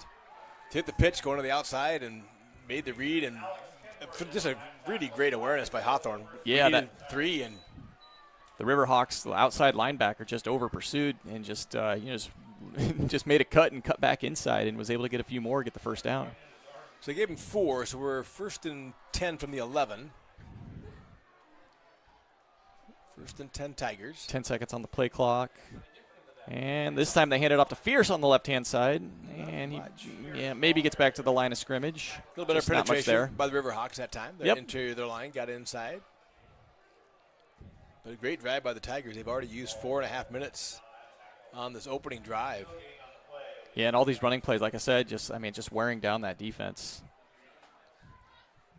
So I don't think they gave him any gain, so we'll call it 2nd and 10. Once again, Tigers up 14-8 over the Riverhawks. All right. Rash breaks the huddle. Eldred really wide right here. He is. Almost out to the numbers. And this time they hand it off to the right-hand side. He's ahead for a few. He does. Is that Gillen or was that Hawthorne again? Gillen, I think. Yep.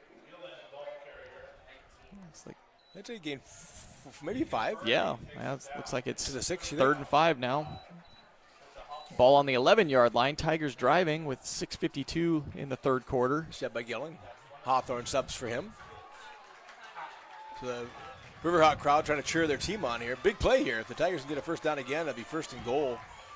Or if they get 4 yards, it'll make an interesting call for Coach Lunt. All right, Hawthorne back in the backfield. And they hand it off to him up the right-hand Stopped it side. pretty well, but yeah, he got about 2. They're going to mark him at the 4. Whew. 4th and 3 from the 4. I think they're looks like they're going to bring. they're going to bring on the kicking unit. He is kind of not quite to the right hash, so not straight on.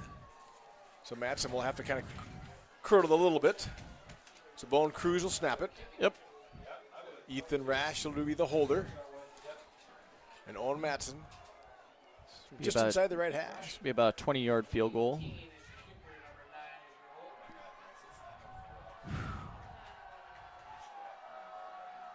Snap is down, kick is up, and it is knuckleball. Just missed to the Wide left-hand left. side. Yeah. So with 5:40 left to go in the third quarter, the Tigers still leading 14-8, but that was a heck of a drive that didn't lead to any points. Yeah, so the Riverhawks will have to take some solids out of that, and they'll get the ball at the 20. Anytime your field goes inside the 20, it moves to the 20. Other than that, you take possession of wherever the kick was done. So Riverhawks will take over. Great. They dodged the bullet there. They did. Oh, yeah, most certainly. So it's 14-8. Tigers did everything right driving down the field. Took 5 minutes, 7 minutes off the clock. Yeah, great job. So Riverhawks take over, ball at the 20-yard line. Miller is in the shotgun, they're gonna try to answer and quick he here. does hand it off quick. And it's the cut. left-hand side. Riviera makes a man miss, but then is tackled there by Alden and Hawthorne. Alden short and Hawthorne, but not before gaining 5 yards. Yeah, good run. Was a good run. It was a quick hitter, too.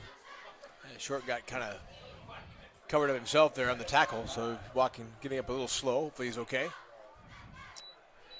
So that was huge. That was a great play. Yeah. A lot of room. Second 5 ball now at about the 26-yard line. Miller again in the shotgun formation. Riviera offset to his left. They do have trips to the right. Miller gets the snap and hands it off up the middle again to Riviera. This time he's tackled right after about getting a yard. Nice job. Easton Van Cleve coming from the backside. Yeah. Quick hit. I think he had contain over there, and he realized when it went to the other side, he just dove at his knees and was able to get him down from his defensive end position. Now it's 3rd and 3, ball at the 26-yard line. 4:40 to go in the third quarter. Tigers up 14-8. Again, Miller in the shotgun. Riviera offset to his left. And Miller, I don't know what that was. It was a quarterback draw. He does lunge forward for about 4 yards, getting the first down. It was weird. It was like he bobbled the snap, went for the handoff, but the running back wasn't there anymore, and then just ran ahead for 4 yards to get the first down.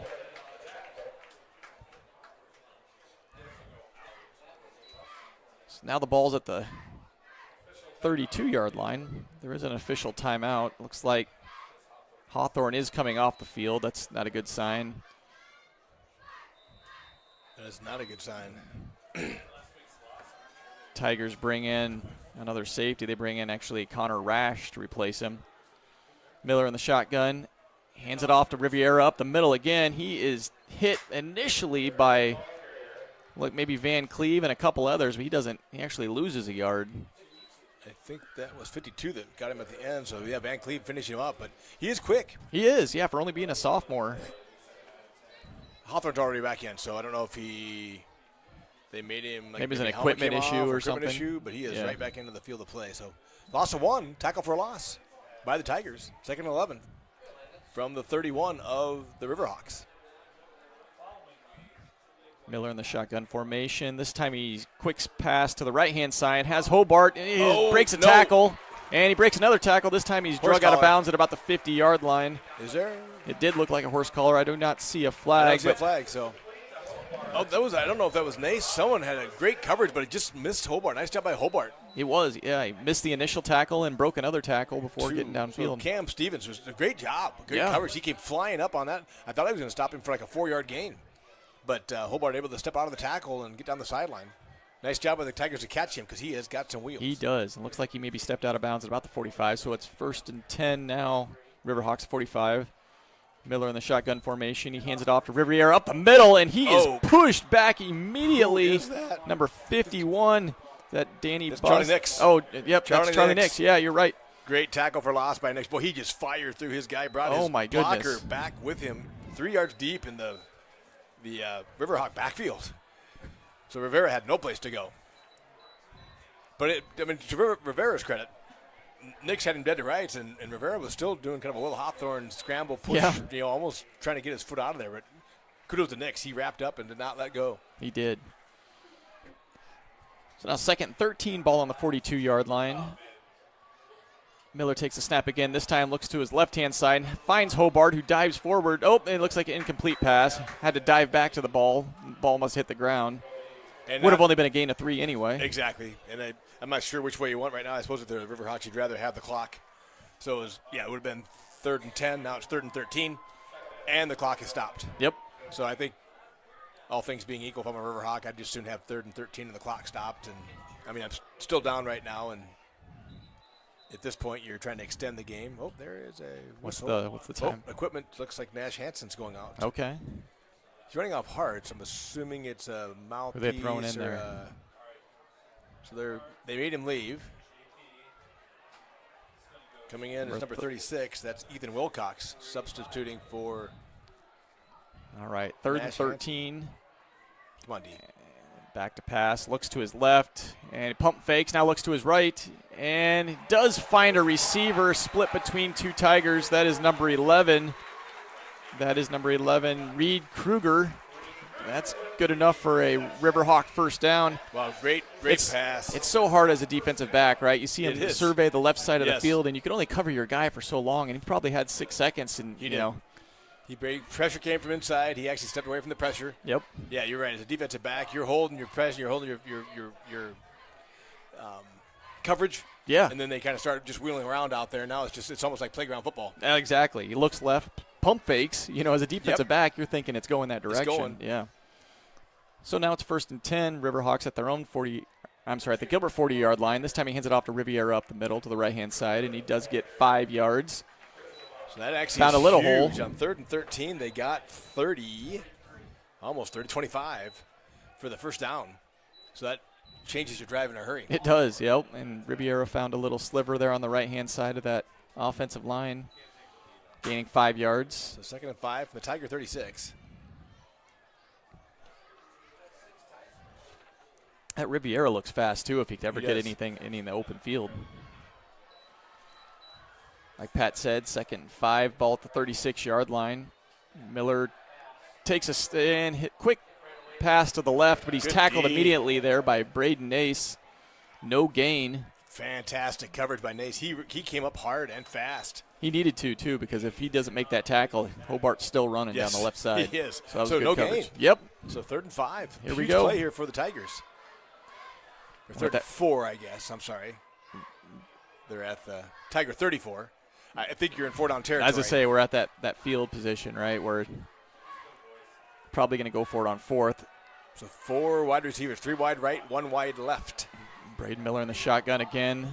Riviera offset to his left. That big tight end is right to the right. He is nowhere to run. He's backpedaling, and he is gang tackled for a sack. Let's see. 50-yard line. 4 Gilbert Tigers there. Hawthorne, number 60, 78, and Tyshawn Gillen.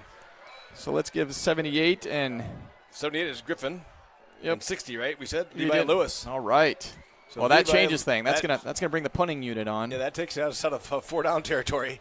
That was a loss of almost 17.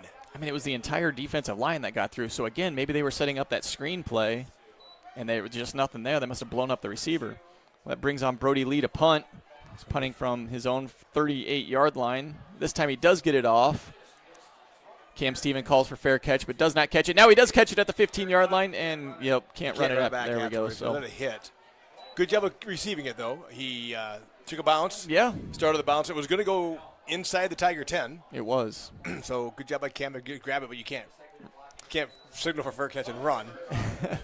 So 7 seconds left to go in the third quarter. It'll be 1st and 10 Tigers at their own 15-yard line.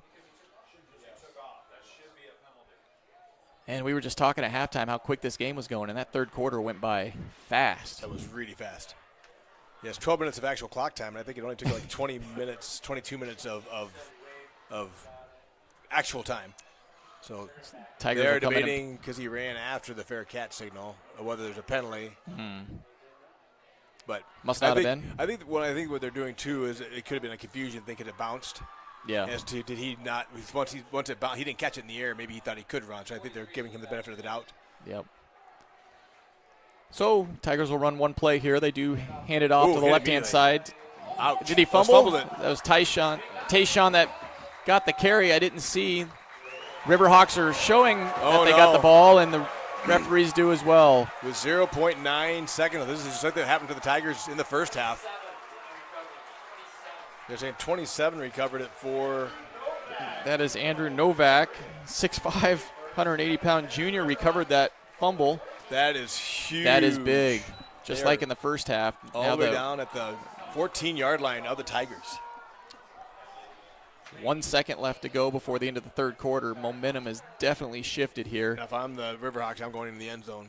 Yeah. Try to do this immediately, make the Tigers have as much pain as possible. Miller does drop back to pass, rolls out to his right. He looks downfield, doesn't see anybody, and he is tackled for a loss again. Hawthorne was the first one there. Then Van Cleve finishes him off. That'll end up the third quarter. So he lost 10 yards back to the 24. He has, I said before the game that Jake Hansen, the defensive coordinator, said that he was going to have Hawthorne spy Miller when he rolled out, and that certainly seems to be the game plan so far. It does. That was a huge loss. That was a big loss. It was first and 10 from the 14. Yeah. Once again, same thing the Tigers had in the first half, just that the Riverhawks have moved the ball a little bit in kind of their end of the field to the middle of the field, but they really haven't been able to do much inside the 40s. Yeah. But 2 fumbles inside the 20 have really set them up well. I mean, he was looking for Hobart, number one down the sideline. Yes. There were 2 defenders there. He was just well covered. There was no, and then he wasn't able to check down to a second receiver or even tuck and run. It just Hawthorne and Van Cleve kind of finished him off there. So that's that one from a Miller perspective. He might have wanted to just throw it away beyond the end zone, right? He was the 14. We've seen his arm. He's got a cannon. Yeah. He could have just thrown it towards Hobart well beyond the field of play. Right. But so I'm glad he didn't. Yeah. As a Tiger. Because right. Loss of 10, so it'll be up 2nd and 20. And this is his first year playing, full-time quarterback too. So I mean, third game of the season. Yes. Some of this stuff will come, and Absolutely. I'm sure the coaches will point that out Absolutely. in film. But he's got a heck of an arm. I mean, he does. He's been on the money on his throws, on those outs. Just really doing a great job back there. So kudos to the Tiger defense. The defenders are doing a great job of coverage. And the line, when they are covering, they're doing a great job of breaking it down and chasing Miller, and doing sacks.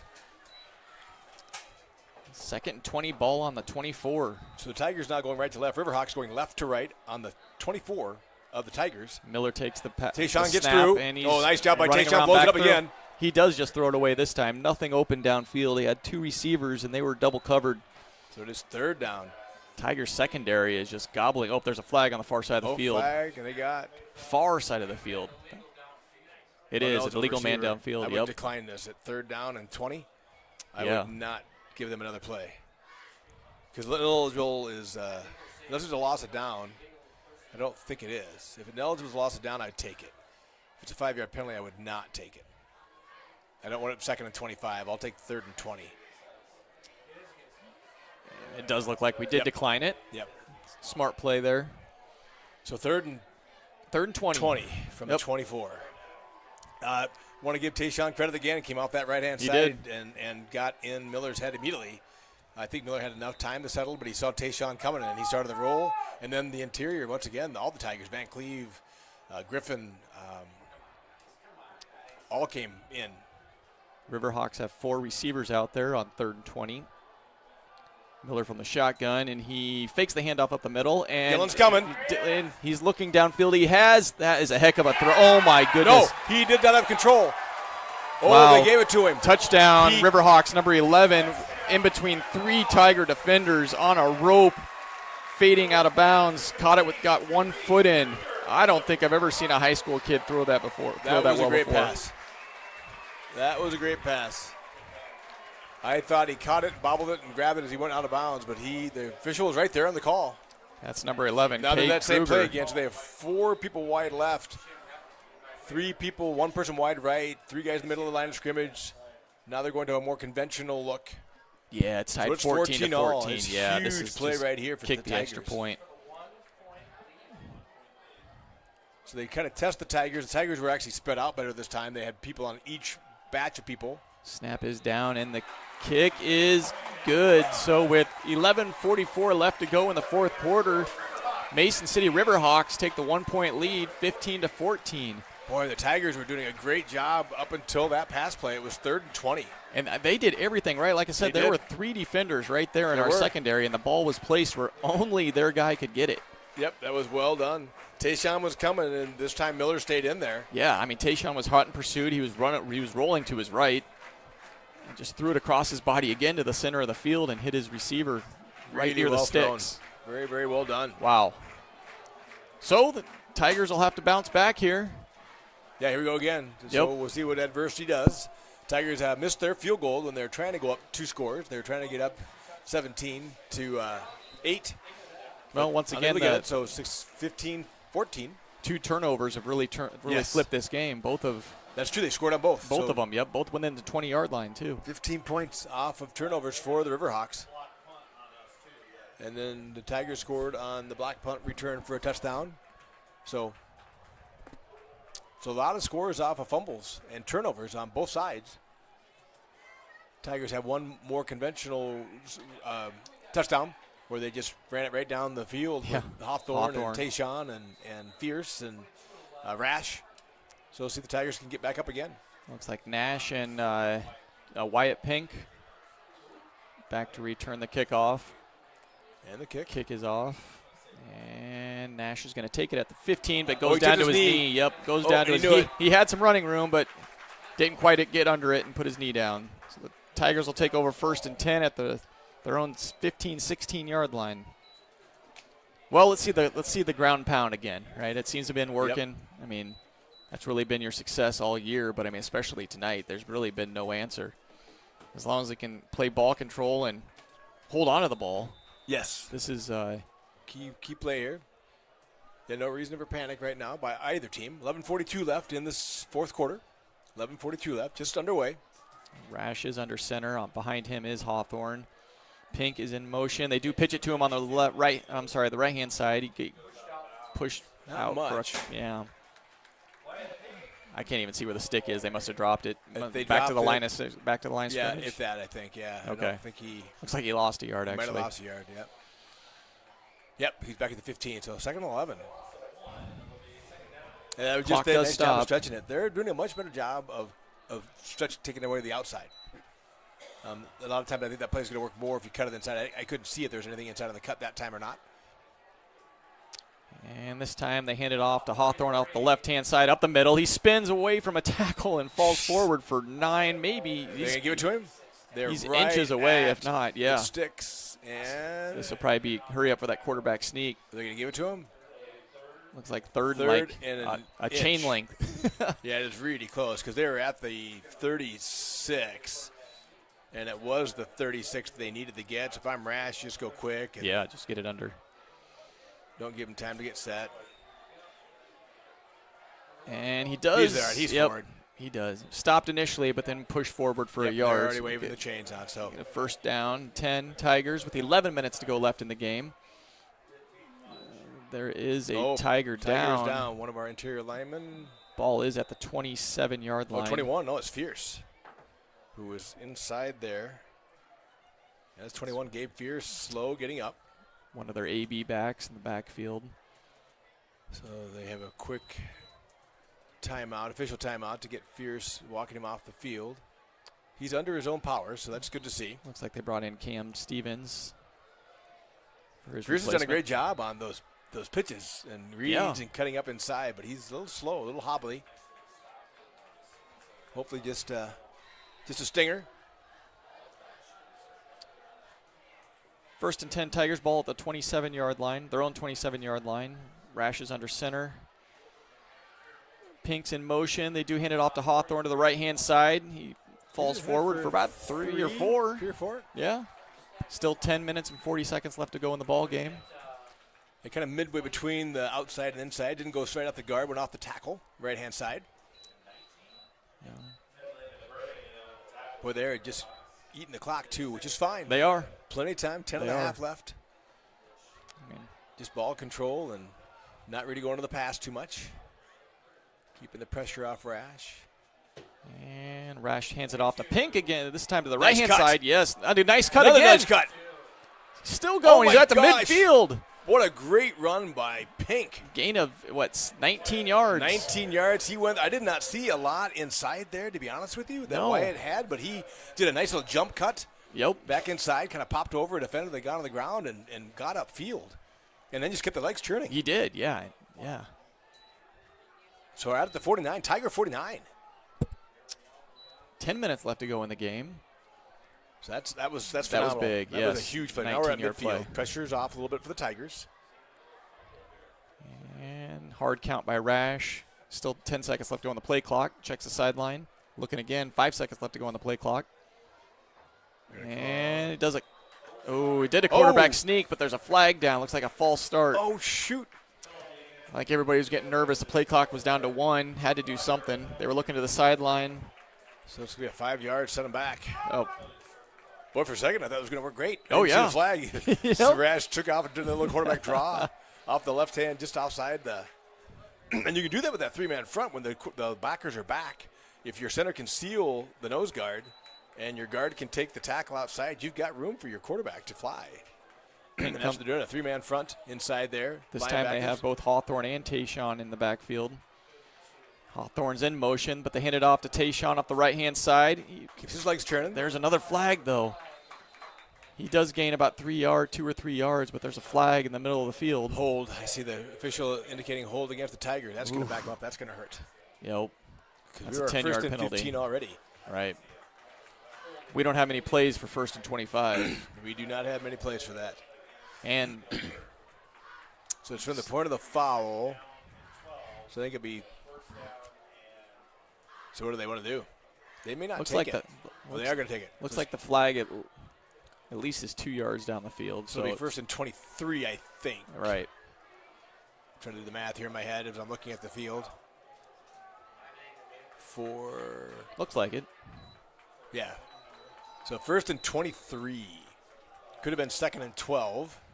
They said at 1st and 23 was a better call. So ball now at the 34-yard line of the Tigers. 9 minutes left to go in the game. Rash is under center and fakes the handoff. This time he rolls out with the option to the left, and he's got some running room. He's back to midfield, gets to the 49-yard line. Woo, that was a big run. They did have Fierce back there. I'm thinking if, although I was a running quarterback myself, so I know I would not have pitched that. But yeah. when I'm trying to save my quarterback from getting pummeled, I'm thinking pitch that back to Fierce and let him take the – great job by Rash, though. He gained, what would you say, 23? He gained 14? Yeah, rumbling, stumbling, looked like the Nebraska from the early 90s there. So 2nd and 9. Great. I mean, from 1st and 23 to 2nd and 9, 2nd and 8. What a great run. Yep. Great call by the coaching staff there. Now on the Riverhawks 49-yard line, 8:17 left to go in the game. Pink's in motion. They do hand it off to Hawthorne up the middle. He jumps over a defender, and he is still running. Gains 12, 13 yards down to the 36-yard line. What a great run. He did get over a defender again. He did. Just gets that big body going. Nice job by Will Hawthorne. I mean, he gets the handoff, and he's 10 yards downfield in a split second. They said Novak on the tackle. Quick hitter. That was a quick hitter. 36-yard line of the Riverhawks. So once again, it's 15-14. Riverhawks up over the Tigers here with 7:55 left in the fourth quarter. And the Tigers They're driving. Yeah. On the Riverhawk 36. Nice bounce back, though. Like you said, it was 1st and 25 and ended up getting the first down. Rash this time hands it off to Hawthorne, and he is gobbled up on the right side of the line. Actually loses a few yards. Good pursuit there by the Riverhawks left side. That was number. And that was a great job by the Riverhawks. They're going to give him just a loss of 1. I think Rash at the last moment was trying to decide whether to pull that back. I don't know if they do like an RPO, like where you can decide not to hand it off. But I think Rash saw the defense was meeting him at that point of the attack and almost tried to pull it back. But Gabe Reese for the Riverhawks with the tackle there. Great push on their defensive line. Yeah, credits to them because they've been being kind of pushed around this drive. But Yep. 2nd and 11 for the Tigers. Ball on the 38-yard line. Rash this time fakes the handoff. Just overshoes Eldred down the field. He looked. He was thinking that was going. Eldred kind of cut it. He did. A little shallow. Yeah. Kind of ran like a post route. Yeah. Almost a post or a flag. Rash definitely thought he was going deeper the center. Yep. So well, that'll bring in 3rd and long, but it does stop the clock. 6:51 to go in the fourth quarter. And I think you're outside. We watched Matson kicking, but I don't think you're going to have Matson kick a 53-yarder. So Yeah. I think we're in 4-down territory for the Tigers here. So they try to get 5 or 6. Yep. Get a manageable 4th. Here we go. Big play. So Short is in for Eldridge. So Short is the wide receiver. Hawthorne in the backfield. Rash takes the snap, fakes the handoff up the middle. He does hit a receiver. Looks like number 21. Is that Gabe? Did Gabe come back in the game? Gabe Fierce? That's a big back play. in. It's 4th and 2 now. 4th and 2. What a great play. Hit him along the sideline. I wanted to get half. They got more than half. So, yeah, 4th and 2 from the 28. All right, Coach. Now you got a decision. You go for this or, you're Yes, going. Absolutely. Yep. Yeah, you are actually getting closer to Matson's range here. You are. But big play. Everybody's got to go to Will Hawthorne in the center, and you tell your line, go get a block. Everybody in attendance is standing up on both sides of the field. Huge 4th play. and 2, ball at the 28-yard line. All 11 defenders within the line of scrimmage. Rash keeps it, and he's got the first down. Makes And the more. defender. He's still going. He's at the 10, 5. He cuts back in. Touchdown! He scores! He's in there, right? He is He in. is in. Connor Yes. Rash. Quarterback keeper. It was the option play and just never pitched it. What a Boom. phenomenal Oh, call. my 'cause goodness. Everybody in the house, including me, was saying, give the ball to Hawthorne. Yep. And we they were all thinking didn't it. hand it to Hawthorne. Rash keeps it Yep. and just runs down the sideline. Made a couple guys miss. Yeah, I mean, that defensive end just lost contain. He went for Hawthorne, right? The dive up the middle, and it just opened the lane on the right-hand side for Connor to rumble right down the sideline. Made a few guys miss, as like you said, cut it right back across the goal line. So the Tigers not going for 2 because they were up 5. Yes. So it's 20 to 15. Gotta do it. 20 to 15 makes sense because they're only going to be up 6. So they might as well go up 2 if they can. Yep, 6 does you no good. And Lunt takes a timeout. So Let's make sure of this. Good call. 6:40 left. yeah, big play. Wow, roller coaster of emotions here tonight. Tigers really, I mean, had the momentum all the first half, and then a couple turnovers flipped the momentum over to the Riverhawks side. They gain momentum on a touchdown that take the lead, and Gilbert's driving again, has a few penalties, brings up a 1st and 25, yet somehow bounced back to get the first down. And a few plays later, Connor Rash off the right-hand side, quarterback sneak, rumbles in for the touchdown. 6:40 left to go in the 4th quarter. Tigers up 20 to 15, going to go for 2. I know I've been saying this all week. I've been doing the PA back at the home games, but we just have some great high school football games this year. Yes. Yes. Just great Entertainment. yeah. And they're fighting hard, They're too, fighting right? hard. Both Yeah. teams, too. Credit to the Riverhawks as well.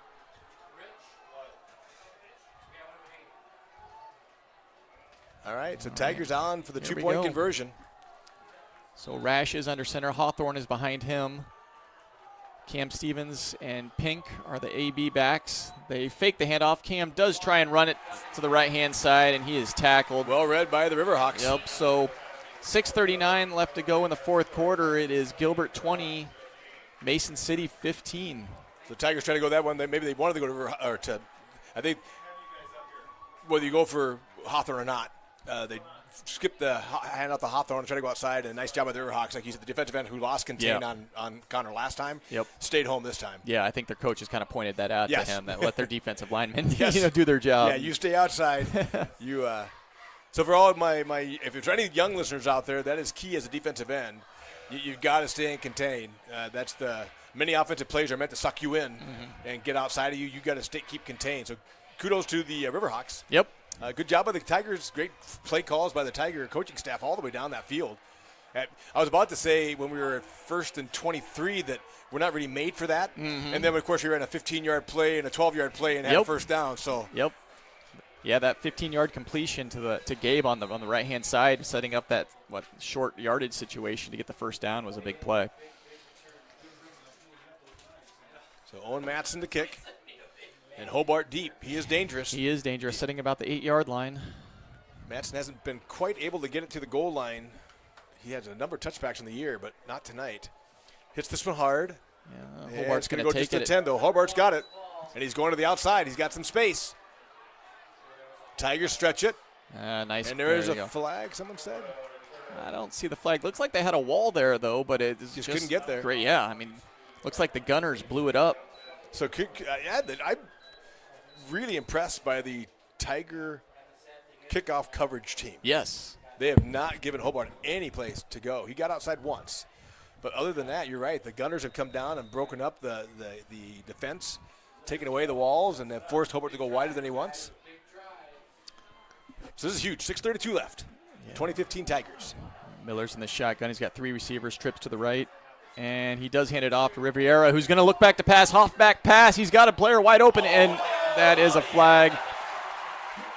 Yep, Nash Hansen didn't turn around on defense. It was a underthrown ball, poorly underthrown. It's really too bad that Nash didn't turn. Yeah. Because Nash would have picked that. That would have been like a punt return. Yeah, they did a running back pass, a running back option pass. Yep. And Nash was beat. I mean, he lost contain, but Nash did a great job of getting back, but he just kind of ran forward. Yep. So it's a 15-yard penalty. Yeah, I mean, luckily it's only a 15-yard. So college is a smart play. It's absolutely smarter to do that. So Nash, kudos to him. You'd rather do that than give up a touchdown. Yeah. Oh, yeah. So 15-yard penalty. Great play call, though. I mean, like you said, he was open. He was open. You know, I feel bad for Nash because I think Nash, seriously, if he turns around, he picks it off. Yep. The ball was 10 yards underthrown. It was. Even when Nash kind of ran into the receiver, the ball wasn't even close to the receiver. Mm-hmm. Even if it turns his head to make a play on the ball, they probably don't throw that flag. They probably don't throw the flag. He has to turn around and look.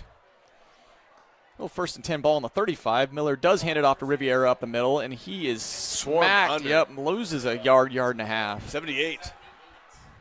Is that I want to say that's Griffin, right? Mason? It is. Mason Griffin. Griffin. Yep. He just blew through there. 2-yard loss. I like the Tigers' chances. They can keep their heads. And same thing we were saying about defensive ends. And, by the way, I was a terribly aggressive safety.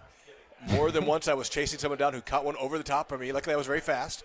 But you need to not be that. Yeah. You need to not be me. You got to just stay at home. You're doing a great job. Tigers have played great defense all night long. Keep everything in front of you. Keep it in front of you and just play some D. 5:40 left to go in the fourth quarter. The pass. They feed the fake pump. He's throwing it deep.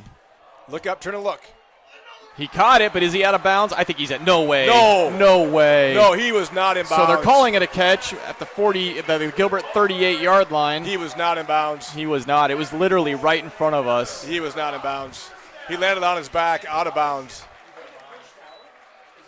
Yeah, unfortunately, there's no replay here in high school, but yeah, right, exactly. Yeah. He was not in bounds. He was not in bounds. But anyway, they give him the catch. He's yeah. the 37-yard line. I tell you what, first down, Riverhawks. When Miller rolls out to his right, he is almost lethal with that pass because that one was right on the money too. Because that was good coverage. He just overthrew. Nice job by the quarterback. Did turn as Carmen said before. Turned and looked. Was kind of chasing. Got beat a little bit. Good coverage though, but got his head turned around. But nice catch.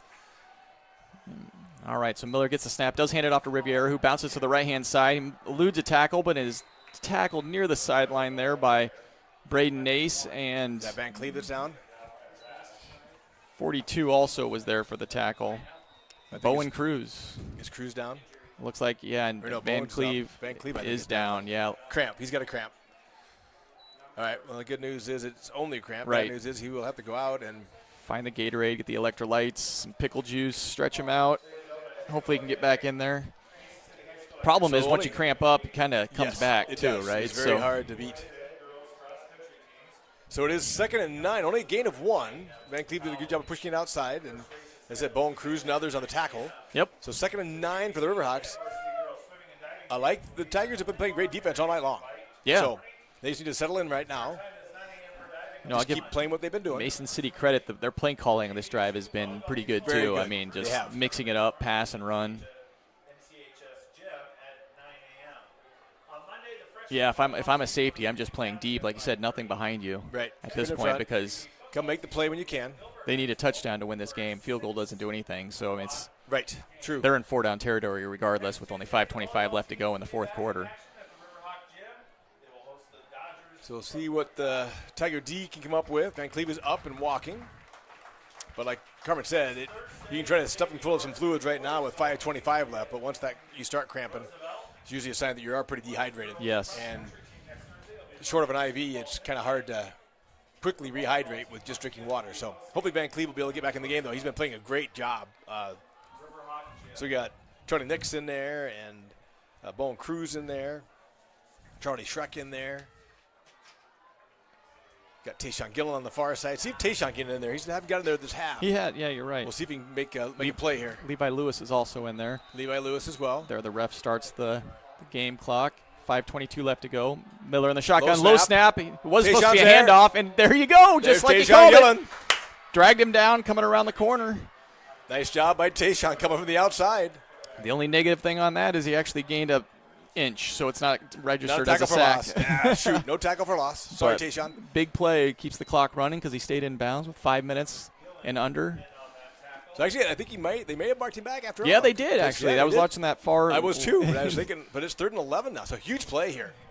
They're in 4-down territory. They will go two, but the Tigers can force an incompletion here. Bring up 4th and 11 with 4:45 left here in the 4th quarter. Come on, D. Miller fakes the handoff. This time rolls Tayshawn left. gets held. And he's got a receiver, and it is knocked down. Alden Short. Great play with the defense. Great defense by Alden Short. He was open. Hobart was there. Short got his hand in there and pulled it away. Great coverage. He was running stride for tie, but Hobart. Oh, it was. Yeah, it looked like Miller had a chance to run for about 5 or 6 yards, too, if he wanted to, but decided to throw it downfield, and that was a great defensive play. So 4th and 11. This is a big play for the Tiger defense. 4:33 left. It's not over here if they don't get the first down. A lot of time left. Yep. Mason City still has all their timeouts. And in fact, they just took one of them. So probably a good time to call it. With 4:33, you're already on the Tiger half of the field at 38. Right. You want to make the best possible play here on 4th and 11. They've done some trick plays. They did the halfback option pass. They've thrown some outside ones. They've thrown some deep balls.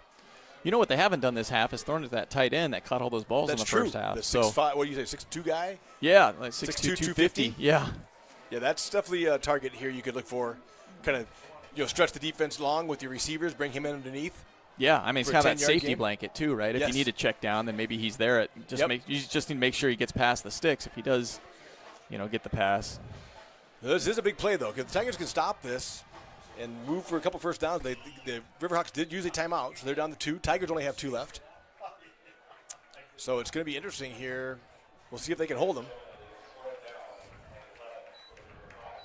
All right, I still got 30% charge on my phone. So I'm liking that. Looks like Tayshawn Nix, Charlie Schreck along the line. There's one more. I can't see it, but no drop back yet. pass. It looks like it's a screen to the left to good cutback. Running back. He does not get it, though. He only gets about 4 yards. Big stop there by number 60. Levi Lewis. He came up big tonight. Play. So the turnover on downs. Tayshawn's hobbling. I don't like this. He's a little gimpy on the left-hand side there. Turnover on downs with 4:26 left to go in the game. Gilbert will take over at their own 38-yard line, but with a 5-point lead. So I actually think it was not a bad call. No. Gilbert, I'm assuming you got to get 12. Yeah. So you throw that screen, you got people coming hard. Yep. Get it in Riviera's hands, who seem to be shifty. Shifty. So great defense. Kudos to your Tiger D. All right. 4:26 left to go. Connor Rash under center. Pink in motion, but they do hand it off to the right-hand side, and that is Hawthorne or Tayshawn? I think. That is Hawthorne. He does fall forward for about 1 yard, but the clock does continue to run. Riverhawks saving their timeouts. You may see them if they stop us again. It is 2nd and 9. If the Tigers want to get 1 or 2, and it's 3rd and 7, they may call timeout just to save some time. Tigers can take off 80 seconds between these two plays. Yeah. And they are Rash taking does. their time. Yep, Rash just got the play from the sideline with still 20 seconds left to go on the play clock. 4:56 left to go in the game. Now they break the huddle. And 2nd 9, ball on the 36-yard line. Rash under center, Hawthorne behind him. And the pitch is to 21, Gabe, and he is contained. He is lost. Yeah, he loses about 4 yards there. Expect a timeout.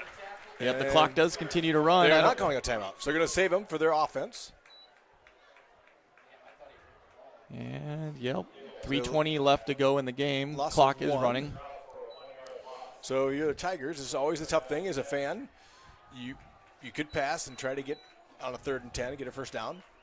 But if it goes incomplete, you save them a timeout. And so I'm guessing the Tigers will not do that. Van Cleve does come off the field, so he must be feeling better. They do have Tayshawn and Hawthorne back in there. 3 minutes left. 3 minutes left with 5 seconds left on the play clock. Rash is under center. Pink in motion. They fake the pitch to Pink, and they have. Oh, Hawthorne's wide open at the 45-yard line. Catches it at the 40, 35, 30. He's got to 20, turn. 100-meter 10. runner. Will Hawthorne. He's going to Touchdown down score. the left sideline. Beautiful play call. Touchdown, Wide open. Tigers. I do not know how he got that open. He was the wingman on the left-hand side. Or no, he was the wingman in motion. He was. He must have come on the right-hand side and come across, and no one stayed with Will. No flags on the ground. That's one nail because 2:40 left to go in the game. 26-15 Tigers. And the convoy of Gilbert's fans that made it up I-35 are standing and making a lot of noise across the sideline on their feet. Matson's lining up for the field extra goal. point. Or the extra point, yep. Make it a 12-point game, which is good. That'll take it from a field goal 8-point, if nothing else. It makes it like 2 real touchdowns. The snap is down. The kick is up. And He's it wide is, right. He, Was good. Oh, yeah, just Snuck it just inside the right upright. It did. So with 2:41 left to go in the fourth quarter, Hawthorne rumbles down the left sideline for a 60-yard touchdown. Yeah, 60 or. And so the throw was slightly on the throw, but when you talk to your quarterback, when he's that open, you say just get it to him. Hawthorne stopped, made sure he caught it to get the first, and then he turned and ran, and to be honest, it was a foot race because there was 2 defenders that turned tail heavy, and Hawthorne able to outrun him. Yeah, it Down looked the like line they to had the the end right zone. angle. They just couldn't catch up to him. So well done by the great call. Yeah, beautiful play call there by the offensive coordinator, Kyle Van Winkle. And I'm sure Coach Lunt had a hand in that as well. So great call. So Tigers are up 12, 27-15 with 2:41 left. So that is basically, for all of the people that love math like I do, if you score a touchdown and get a 2-point conversion, you're at 8, and a field goal is 11. So that's actually was a very that key extra point to make it 12. You got to score 2 touchdowns now. Yep. So now they have shown the ability to throw They a have, deep pass. yep, and he's got a big arm, so this. And they do still have 2 timeouts left. And Hobart is a dangerous man on the return. So Tigers got to keep their heads. And Owen Matson on. Hobart is deep. Hobart is back, yep, about his 10-yard line. Is one of those ones where I trust Matson. I would almost, in past years we would even squib it. Yep. Just so that Hobart didn't get a chance, but he's going to go deep. He's going to go deep on Well this kicked. one. This one, he's going to get Hobart's at gonna the have some time, 6-yard though. line. Goes to the left-hand side. Now the right-hand he's sideline. got some room. He's got some room. He's down at the 35-40. Cuts back inside. Tackled at the Nice Nash job Hansen. by Nash Tags him Hansen. at the Nash Hansen. They're a claiming fumble. a fumble. They're saying there's a fumble. Oh, the referee Gilbert saying is he's down. Referee's pointing to the ground. Oh, Gilbert is celebrating on the field and pointing that they had the ball, and they're saying no. He still has it. He came up with the ball. Yeah, it was So a number great 3 came tackle, up though. with It's a good thing Nash made that tackle when he decided to cut inside. Yeah, that was a great run back by Hobart. It was. J.P. Miles on the recovery if that ball was fumbled. So 2:32 left to go in the fourth So quarter. that was I want to give Owen Matson. I love the safety on the kickoff team. Owen Matson turned him. Yeah. Made him at least get back inside because he had some room. When he broke free, I thought he was going to score. Matson turned it back in. Nice job then by 3 Tigers to get him, and Nash Hansen for the tackle. So the quarterback rolls off 232. to his He's going left, deep. and he Pressure doesn't coming. have much side. He sidesteps Tayshawn. This time he does decide to run. He's still going down the left-hand side. Gets about 18 yards on that quarterback scramble. Great run by Miller. Again, good defense by the Tigers in the secondary. He was looking downfield the entire time. It really came down to whether or not he's going to run or make the decision, and he decided to tuck the ball and run and gain 18 yards. So I got to give credit. The Tiger defensive line has done a great job. They are not a little bit tired because I think they would have caught him earlier in the game. Yep. Miller's got a little bit more speed. Nice job by the Tiger line to chase him out, but they just couldn't catch him this time. Ball's at the 42-yard line. Miller drops back to pass, rolls to the right. Oh, there's a hold. How do you not call that? Okay, he just throws it out of bounds. Terrible hold. Should be 2nd and 20, but Van Cleve was just held and thrown to the ground. They looked right at him and didn't call they anything. were watching. But Yeah, the officials being a little careful here on the calls. So love them. Glad they're out here. I don't want to do the job. So yeah, 100%. 2nd and 10. 2:16 left. They are at the Tiger 42. So Riverhawks, Tiger 42, 2:16 left to the clock, and 2 timeouts. 2 timeouts, yep. So we'd love to get a tackle in bounds to use those timeouts. So minimally, if they do score, the Tigers just have to run the clock out. So Miller is deep in the shotgun. He does have 3 receivers to the right. Looks to the right to pass. Pressure coming. He's going deep. Had number 11 open across the middle of the field and just undercut him. Who was coming in? Number 11, that's Number Reed 1, Kruger. I think that was Connor Rash, coming. Okay. Yep, the he's in there. outside. Yep, he's in there. I saw him coming from the right-hand side. He's playing defensive end. And I thought they brought Tayshaun in, but he didn't bring it in. So Connor Rash is playing defensive end. Oh, they did bring Tayshaun. Tayshaun's the left defensive end. Rash is the right defensive end. Yep. So they're going to try to put some pressure here on Miller, try to contain him. Big 3rd and 10 at the 42-yard line. Huge play here, 3rd and 10. It's a good thing he Riverhawks. undercut that because he was open, too. He was. Yeah, that was, like you said, number 11 was kind of running free. He's got to cut the touchdown, right, I think? Yep. Yeah, So Miller with a quick pass to the right, hits Hobart on the right side. He is, makes him a defender miss, and is thrown out of bounds. He's right at the sticks, and actually I think he's just short. You're right, it's going to be close. I think it's 4th and 1. They had him. The first down. They had him, and then he got 4th past and 1, the and the defender. clock is running, by the way. Yep, So 1:57 left to go. And there's 4th and 1, and they're in shotgun formation. Wow, they're going to major. Well, they're going to decide now Yeah. because they have first on the thing, but they didn't move the chain. So it's either 4th and 1 or 1st and 10. They're saying, where are we at? So clock is stopped for the moment. They're going to call it 4th and 1. Yeah. It is 4th and 1. Big play here. Yep. 4th down and 1 for the Riverhawks. 1:53 Miller to go. coming up underneath center. The Tigers can stuff this. Yep. Now he's not at a shotgun. First play of the game, he's not under shotgun. They bring that big tight end, and he's still going there. Oh my goodness! He breaks a few tackles, and he gets down to the 20-yard line. Man, he actually gained 13 yards. So great job of keeping his legs churning right there. Yeah. There's 1:40 left. You could tell. Yeah. I mean, Tigers' defensive line have their hands on their hips. They're getting tired too. They are. Tigers could do a timeout, but they don't want to do that. Clock does continue to run. 1:30 left in the game. Miller That does is drop back to interesting. pass. Looks to his left. Pressure. 60's coming He's after him. still got nowhere to run. Now Back he's pedals running back out to the corner of the field. Now Tayshaun's coming. Another block. Oh, there's a Yeah, flag. they got him. They got him for a illegal block. And he threw it out of bounds. So, yep. That blindside block. Blindside block. Yep, number Blindside 77 on their block. offensive line. Yeah, and he's throwing his hands, but it was. Tayshaun was coming for the quarterback, had an angle, and a blindside block. Yeah, that was definitely – I can see why 77 did it because he said, hey, Tayshaun did not see him. So I can see why he gave that block, but you got to be careful on that blindside. He really could have just gotten Tayshaun's way and just slowed him down and probably not got that call.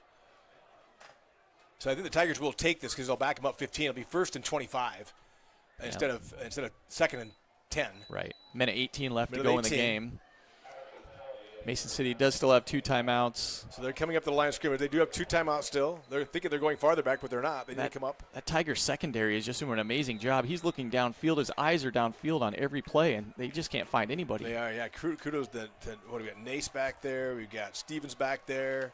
Short back there. Nash Hansen back there. All right. Miller drops back to pass. Rolls to the right. He's scrambled out of bounds. Is hit hard at the 40-yard line. Number 43, Will Hawthorne, put his helmet right in his shoulder pads and drives him to the Now, ground. that was close to I got to admit, I heard in the booth here, that was a little bit high, really high. Hawthorne came and hit him hard, but it was really close on the helmet to helmet. Clock does still continue to run. Mason Clock is City is running. not calling any timeouts. It's now 2nd and Hawthorne with a heck 25. of a tackle there on the sideline, but yeah, he came a little high. Miller's still looking for the call from the sideline. They still go 45 seconds left. Does get the shotgun pass. Quick pass. Hits their tight end at the 42. He Oh, he should've stays got out in of bounds. bounds, He should've cuts back infield. Now they got to call timeout. Yep. They had to call. Stop the clock. So Man. 37 seconds left. 30 seconds to run that play and only gained 4 yards. Yeah, that was too bad. That was not the best clock management there at the end. I know, and too bad by the tight end. Needed to take that ball in bounds. I think he was trying to make a big play happen, but it just wasn't going to happen. Yep. Yeah. But at this point, I guess you're down 12 with 40 seconds left, so maybe the big play was the way to go. At this point, they've got to go to the end zone because they need two quick touchdowns, right? You need a touchdown. You need a time for an Tigers defense, man. Oh, yeah.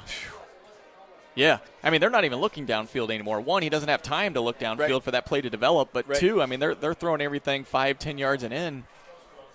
Yeah, it's an interesting. Some of the call. I mean, just like that, the defense. You mentioned it.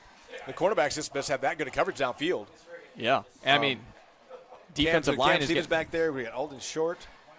Nash Hansen. Is that number 21? Gabe Fierce is back there. Fierce back there. Camden Stevens back there. Braden Ace back there. I mean, so all did kudos an to them. amazing job. Yeah, we've been giving kudos to the defensive line who have done a great job. But, boy, the defensive backs have kept the balls in front of them. So 3rd and 20-something. Looks like a pass. Oh, the tight end pass to the tight end who turns around. And it is intercepted by Gabe Fierce. The 10-yard line falls down. Go down. That'll be the Tiger victory. Oh, my goodness. There were 2 defenders back there. So they did the halfback option pass again. Yep, this time they threw it to the tight end and who evaded a tackle and then threw it downfield and was picked off. He did. So number 85 on the pass. That was the 6'2 tight end guy. It was, yep. Ty Sanchez Evans. 6'2", 250. Actually did a great job of avoiding the first tackle. Someone had him tackled. He kind of shook it off and stepped around and then probably could have ran and gotten about 10 yards because the people were going downfield, but tried to make the pay. So this should be it. 22 seconds left. Tigers take the victory formation 27-15. Yep. They're going to tuck everybody in. Take a knee and get out of here. A victory 3-0. Yeah, who'd have thunk it? And there it is. I don't think the Riverhawks will not take their time. They have one left, but with they do. 20 seconds left, they can only stop it once. Yeah, they're already lining up here. So the Tigers are going to get out of here with a very hard-fought 27-15.